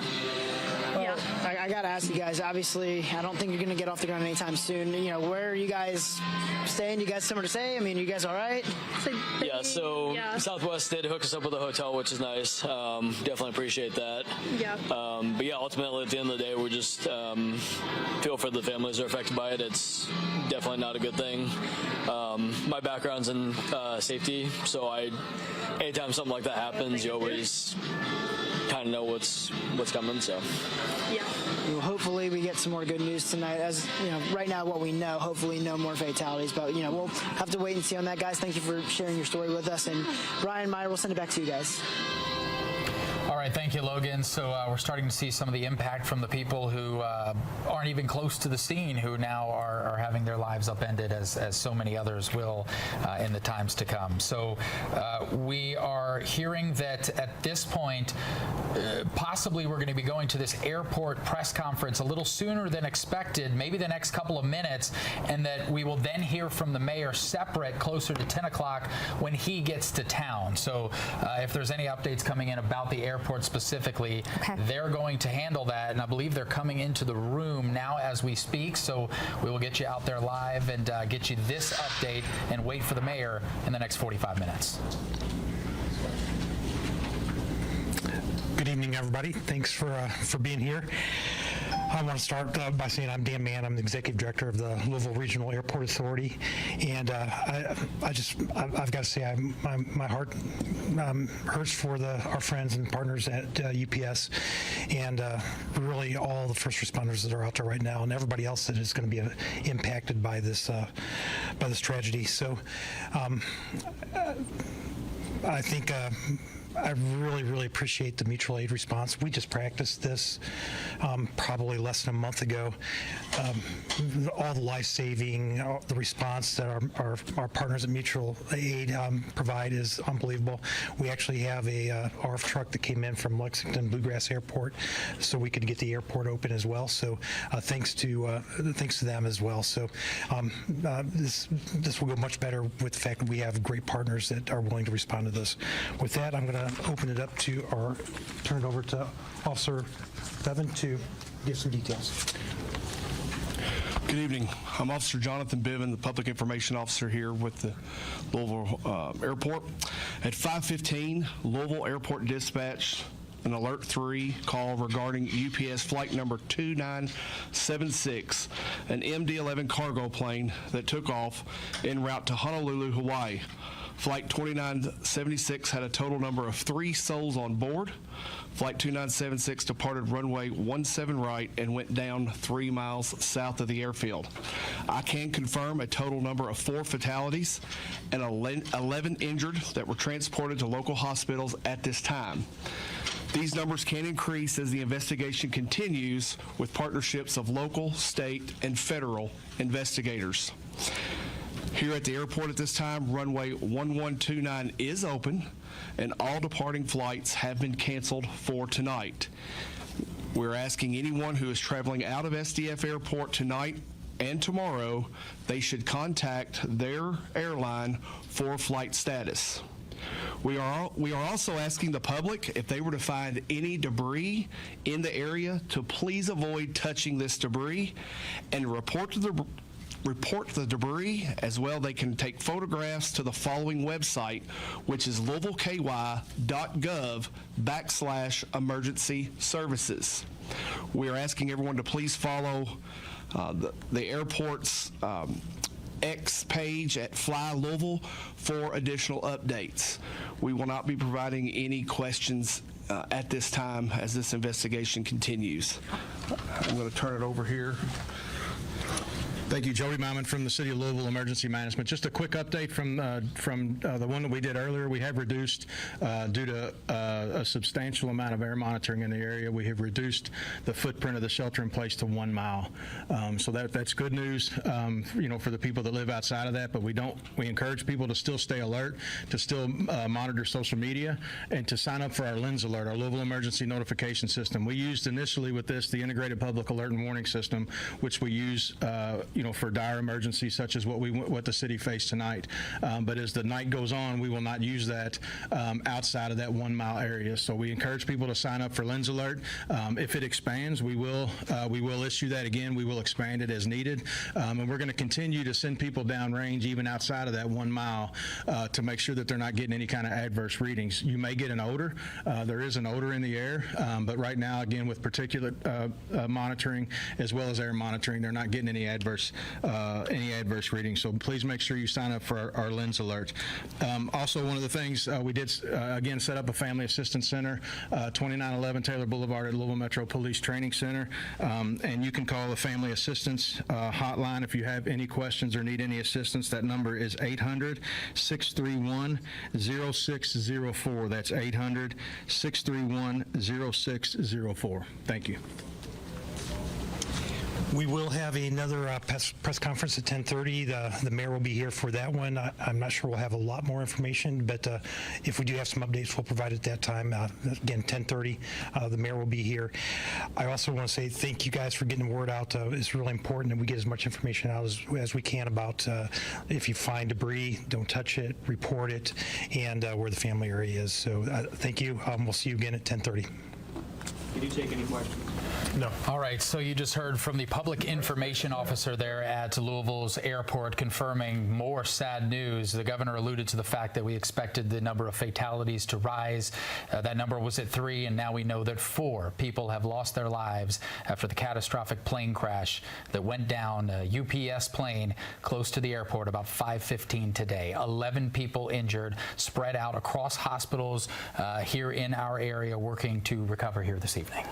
We do know that all departing flights are canceled. You need to check your airline if you were leaving from the Muhammad Ali International Airport. If you see debris, do not touch it. Do not touch it. You need to leave it there and report it. I believe the website is louisvilleky.com/emergency services. Don't touch the debris. Leave it there. It may help them piece together exactly what happened in this tragedy. It's louisvilleky.gov/emergency services. So take a picture of it. As Dawn said, do not touch it. And they will be taking monitor of the reports that are coming in from that as well. Here's a live look from inside the ticketing area there at the airport right now as they were updating us. All departing flights canceled for today. A situation that the airport, it's eerie to see it even at this hour to be this empty as it is right now in these live pictures. Jody Myman from EMS said that there is an odor in the air. So if you're smelling something, you're not. There's definitely something, a smell in the air for sure. You can also sign up for Lou Ready. That is the app for the city. It immediately tells you of things that might be going on. That's how they were sending out information about the shelter in place. It's really easy to download. And again, that's the city's Lou Ready. The mayor is going to be giving us an update at 10:30. That's been pushed back. He was out of town. He's rushing back to get here. He did do a phone interview with us earlier when this started to happen. But we've been on wall-to-wall coverage since we got word in our newsroom about what happened tonight. It's good that they stepped up to give an update knowing that this was going to be pushed back later. There's so many families wondering what's going on. All of you in the community with us who are grieving and looking for information, so they were able to get that information out now about a 4th fatality, still those 11 injuries, some of the news about what's going on at the airport, the information about not touching debris. Of course, we had interviews of people finding that, and you wouldn't necessarily know unless somebody tells you that, hey, maybe leave that be. It's blowing around your yard. You've never seen anything like this before. We're also starting to get word from other places. We're working to turn around now and get on the screen for you. I mentioned I have a contact in a newsroom in Honolulu in Hawaii, and some of the folks there have now responded to this. That's where the plane was going. As soon as we get that up, we'll bring it to you. But the updates continue to come here as we take a look here outside at some of the images of here's Hawaii of beautiful afternoon there where that plane was scheduled to land today. Again, okay. We just got an update that media briefing is going to be at 10 a.m. 10 p.m. I'm sorry, 10 p.m. So that's been moved up a little bit from what we're hearing. So basically, this is, like they said, this is fluid. I mean, this is fluid as in people are coming into the hospital. Yeah. We found out that, you know, the number of fatalities now raising by 1. We know there won't be any flights out of Muhammad Ali International Airport. Families are coming into the victim reunification area. That is at Louisville Metro Police Training, 2911 Taylor Boulevard. This entire story is going to be fluid all throughout this evening for sure, and information will be adding on, I'm sure, for the next couple of months. There's a striking image on the wall behind you, Dawn, which I know we're working to get this as well, of the Big 4 bridge that is lit up tonight in yellow to remember the lives lost and stand in solidarity with UPS, and just one of those symbols of hope to our community as we work through the challenging parts of the next few days. Here's a look from our SkyTrack camera showing the Big 4 bridge there lit up again in yellow to commemorate the horrible tragedy that happened here today. And we talked about, you know, UPS is a UPS town. This, everybody knows somebody. Myra and I have family members and friends that work at UPS. I'm sure you do too. So everybody knows somebody at UPS. And so, you know, you have folks wondering, what happened to my coworker? Mm-hmm. You know, maybe they were there minutes ago with them and then, you know, something happened. So there's just so much going on, and to see that yellow, you know, just for a second, if it can, brings us together, brings us a little bit of hope. We celebrate on that bridge all kinds of things that we are trying to defeat, whether it's a disease or a bad feeling in the city, and it's good to see them light it up yellow. And for so many people, their job is their identity, and that's nowhere is that more true than UPS. Logan Perrone is still at the airport. He is going to join us live right now. And Logan, we mentioned mass cancellations and impact to airports' regularly scheduled duties. You've got some looks at that right now in an empty airport. Yeah, Brian and Myra, look, I want to kind of focus this here. You know, we had been out there earlier. We showed you before the sun went down that live look at the runways. You know, no planes moving at all. Everything was grounded. I don't really think that painted the picture of just, you know, what we're dealing with here. I want to show you guys the arrivals and departures board. Just about everything on here up until the morning. Some of the morning ones say that they're on time, but, you know, anything coming in tonight. So I just want to go here. Chicago Midway, 11:05, canceled. We go down here. You know, I'm from Philadelphia, 9:40 this evening, canceled. A lot of these flights are either canceled, delayed. You know, some of the ones in the morning, you know, there's hope that they can get back on the runway. That couple that we just talked to, you know, they were saying, hey, we've had discussions with Southwest. It's looking less and less likely that their flight in the morning's actually going to get off. So again, we'll obviously be monitoring when flights can get back up and running, when people can get back in the air. But again, you just take a look at this board. Anything coming in tonight is most likely not going to be coming in tonight, most likely not going to be leaving as well. So guys, again, we'll keep an update as SDF tries to get planes back in the air. But obviously, of course, the most important thing is the situation on the south end of the airport. All right, thank you so much, Logan. So we mentioned that we were getting some news from Hawaii as well, where this UPS plane was headed. We want to pull that up on the screen for you now and read the information that is coming in from the folks there. Of course, Louisville is now on the national and international radar. This is the message here. This is coming from representatives there, the state representatives on the House Committee of Transportation, saying, quote, "We extend our deepest condolences and sincere aloha to the families and loved ones of those who lost their lives and to those who were injured in the tragic crash of UPS Flight 2976. It is our understanding that the plane was headed to Hawaii." You see the second paragraph there. They talk about how they continue to work on safety and airline regulation, and of course all of those will be questions in the coming days, but at least the representatives there in Hawaii who work in this space with transportation are issuing a statement thinking about us here in Louisville this evening. I want to remind folks that JCPS is canceled for tomorrow. You see it there at the bottom of your screen. Also, UPS is halting operations tomorrow as well. So just folks need to plan. We want to go to Alina Noakes right now. She's live right now. Alina, what can you tell us? Well, guys, we just heard from some officials earlier. You brought that information live on the air as well as the presser. Just some updates on what we know about the situation so far. First of all, we know that the number of fatalities has risen from 3 to 4. Right now, the total of injured still remains at 11, but officials emphasize that that number could change. We do know there have been some other changes in other areas. First of all, the shelter in place has now been reduced to a 1-mile radius instead of what it was before. So we said that's the one bit of good news that Jody Myman had to tell us with EMA is that that's been reduced. That means that they've not detected levels as far out as they had before of any sort of hazardous material. But they do want to emphasize that there still could be a smell. The other thing that I want to say though is I've talked to some people who were out and about who were looking at the wreckage, and they were finding debris in their front yards. It's charred pieces of paper, pieces of mail, and packaging. The one thing they emphasize is that you do not need to pick that up. Don't touch it. If you do find anything, you need to report it to EMA. There is a website we have in this story that you can go to that link and find that information about where to report that. They want to know. Obviously, this helps to better inform the investigation here. Those are the major updates we have from the press conference that happened just a few minutes ago. We are expecting to hear from Mayor Greenberg coming up at 10 p.m. That is going to happen at 10 p.m.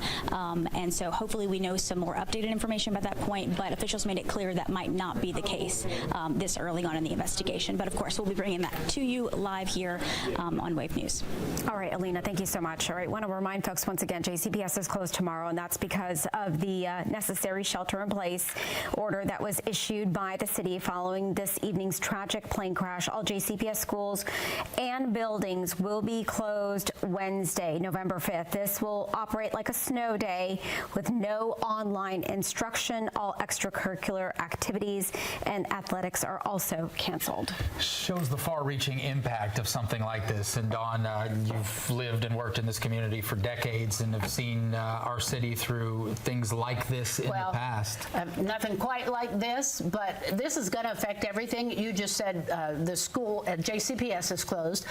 TARC service suspended its service this evening. So if you're going to do something tomorrow, especially if it's in that area, I would think to call first. Call number 1 to make sure that you can go in that area. There are some places that they're not going to want you in. So if there's a business you need to go to, or if you need to go to work, and it is in the area near the accident, you're probably going to want to call. And also just check on any services. As we said, TARC, we got to find out if they're still going to be running. UPS, they are not opening up tonight. I'm not sure about all the services that may or may not be returned tomorrow. I think the number for UPS, their emergency number, was 800-631-0604. We had that number up on the screen a little bit ago. There you go. There's that number. That's for UPS family members. So right now, this is changing. It's fluid, so everybody just needs to check before you jump. This is a video from the Victim Reunification Center located at 2911 Taylor Boulevard. Earlier, we had Wave News reporter Fernando Garcia-Franceschini live there. They were told to kind of move away from the area out of respect for the families that are coming in to figure out how their loved ones are doing. Yeah, speaking of the families, checking in on services, checking in on people, want to remind you of the information we got from U of L Health. Of course, our area trauma hospital, they are ready to handle events like this. They deal with the worst of the worst in our community. They had 10 patients spread out across 4 different hospitals in their hospital system here in town. If I'm reading into any of the good news of their 10 patients, 8 of them seem to be, at least from the information we're getting from U of L Health, to have non-life-threatening injuries. They're being treated, and the hope is that at least 8 of them are going to be okay after this. 2, though, of those patients are in the U of L Health burn center, and they are in critical condition. So that's my question with that, and I know we probably can't answer this. We have that 8, that information there. Is that included in the 11 we already knew, or are those new? Because they're just now giving us the information of where they're going. So are we at 19 injured or at 11, and those 8 are part of the 11? So that's what we mean by Sure. we're not really sure yet. And it's coming from all of these different agencies, a lot of the information. And there are a lot of agencies, and we are so grateful for that. Yeah, absolutely. Thank you for the updates. You know, we always talk about it, first responders, you know, when everybody's running away from a tragedy, first responders are running right into it. And you think about what they're dealing with tonight, and I'm sure this is just running into that. Yes, running into that. Can you imagine? And just trying to understand, also mentally process, what am I seeing right now? You know, I think when the explosions were happening, when this first started happen, we were all like, what's going on here? We thought it was just a plane that crashed in one location, but we then learned that no, there was a path that it took. So it's just kind of all been fluid, Dawn, as you've said. Things are changing, things are evolving, and that's why we're trying to stay on top of it. We've been on air since we found out about this tonight. It was about 5:15 that plane went down. Everyone probably has most of the information. The biggest part of the information is we know that there are some people that will be just brokenhearted this evening. UPS plane MD-11, 3-engine wide body jet, flight number 2976. We know 4 people now have been killed. It was 3, the crew members. And again, we have that 1, and we don't know where that 1 is from, possibly from the ground somewhere. So again, all of this we're learning, but that's what you're seeing there is the plane taking off. It looks like the engine on the left side was burning, and then it crashed. Dawn, as we see these images of all of the plumes of smoke that follow the explosion, we had this massive area that was under essentially a lockdown because of falling debris and because we knew that there were hazardous materials there.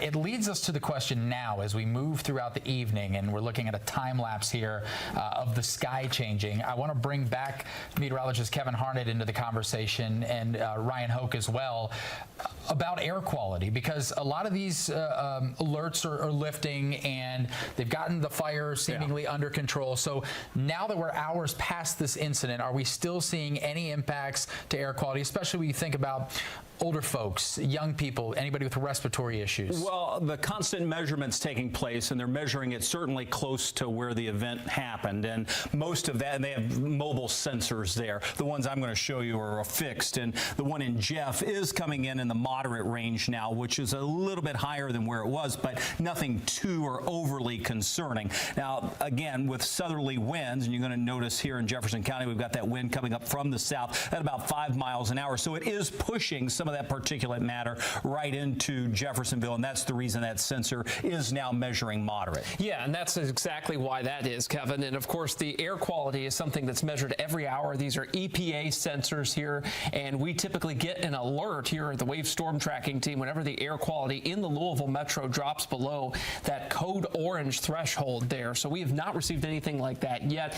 And you can tell that this is not impacting the citywide air quality just because they've reduced that shelter in place down to a mile. Otherwise, that would have been expanded and kept expanded quite a bit out from that initial genesis point of where the crash was just south of Louisville Muhammad Ali International Airport. So right now, no widespread air quality issues, just one sensor picking up yellow, which is moderate. That happens every day here in Louisville, I can tell you that. Yeah, not a big deal. Which is good news, guys. Yeah, it is. Right. All right, we've been telling folks that the victim reunification location where folks can go to Probably find one out. of the toughest spots to be tonight outside the hospital. But they have people there that can talk to the family. They have people that can hopefully help with their mental health, give them what they need, answer their questions. So one of the most important spots. Yeah, Chaplain, the Red Cross is there. Also, Wave News reporter Fernando Garcia Franceschini is live there tonight. Fernando, Nando, I'm sure there are a number of people have been coming in there. Yeah, people have been steadily coming in and out through the night. Again, as we mentioned in our last live hit, we're not allowed to go anywhere closer to the reunification center because LMPD has asked us to stay out here just out of respect for the families that are going to be showing up here at the LMPD training facility. A major with LMPD was telling us, they don't know exactly in what sort of mental or emotional state these people are going to be at or be in. So as a measure of respect for them, they want us to stay, us and every other news crew stay out here, again, as respect for these families. I want to emphasize again, this is the Family Reunification Center. The address is 2911 Taylor Boulevard. It's hard to miss it. You'll see an LMPD patrol car parked right at the entrance of the center with the lights turned on as a sign, to signal people that this is the center. And the reason why this place is so important, you guys were just touching on this a couple of minutes ago, it's a place where people can come here and, reunite with potential, with family members or loved ones, but also get accurate and timely information from officials themselves.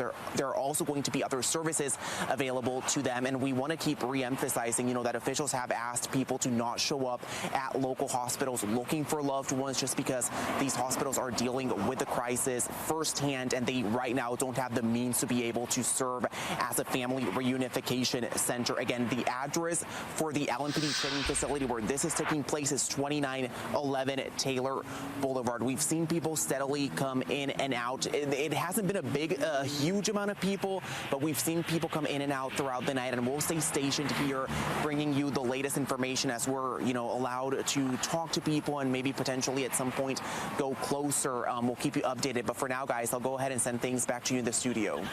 All right, thanks so much, Fernando. Yeah, we mentioned that's got to be one of the tougher areas to be, but U of L Hospital inundated with all those patients, asking people to please go there tonight, and they will help you out throughout the evening to get you in touch with your loved one. All right, or at least give you the information that you need. We have Julia Richardson, who is near the airport, and again, trying to find out what's going on now that things have settled down maybe a little bit as far as the fire is concerned.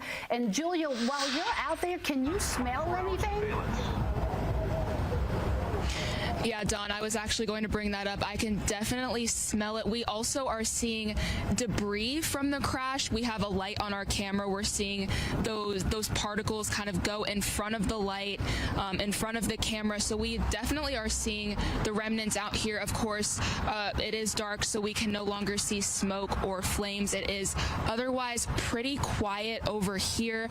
Now, of course, I was in that presser with Governor Beshear a few hours ago, and Jody Myman was saying that they are still in that life safety step in that process. So they're going door to door to businesses, just making sure that everyone is accounted for. Now they are hoping that shelter in place will be narrowed. It has already been narrowed in the past few hours. They're still working on that. Now, of course, this is a very large area impacted. So they're also trying to prevent future hazards from happening. That's another reason why JCPS has decided to make the decision that they are closing schools tomorrow, because they just don't want any other additional issues happening from this. Now, Chief Paul Humphrey said that this will be an active scene for the next several days, and something that all of those officials wanted to emphasize is that they do not want anybody going to. People are curious. They just don't want anybody who is not an official or anybody who, doesn't have family or anybody that might be affected by this to be going to the crash site, just because, they want emergency services and crews to be able to do their job. And of course, this is very important work. They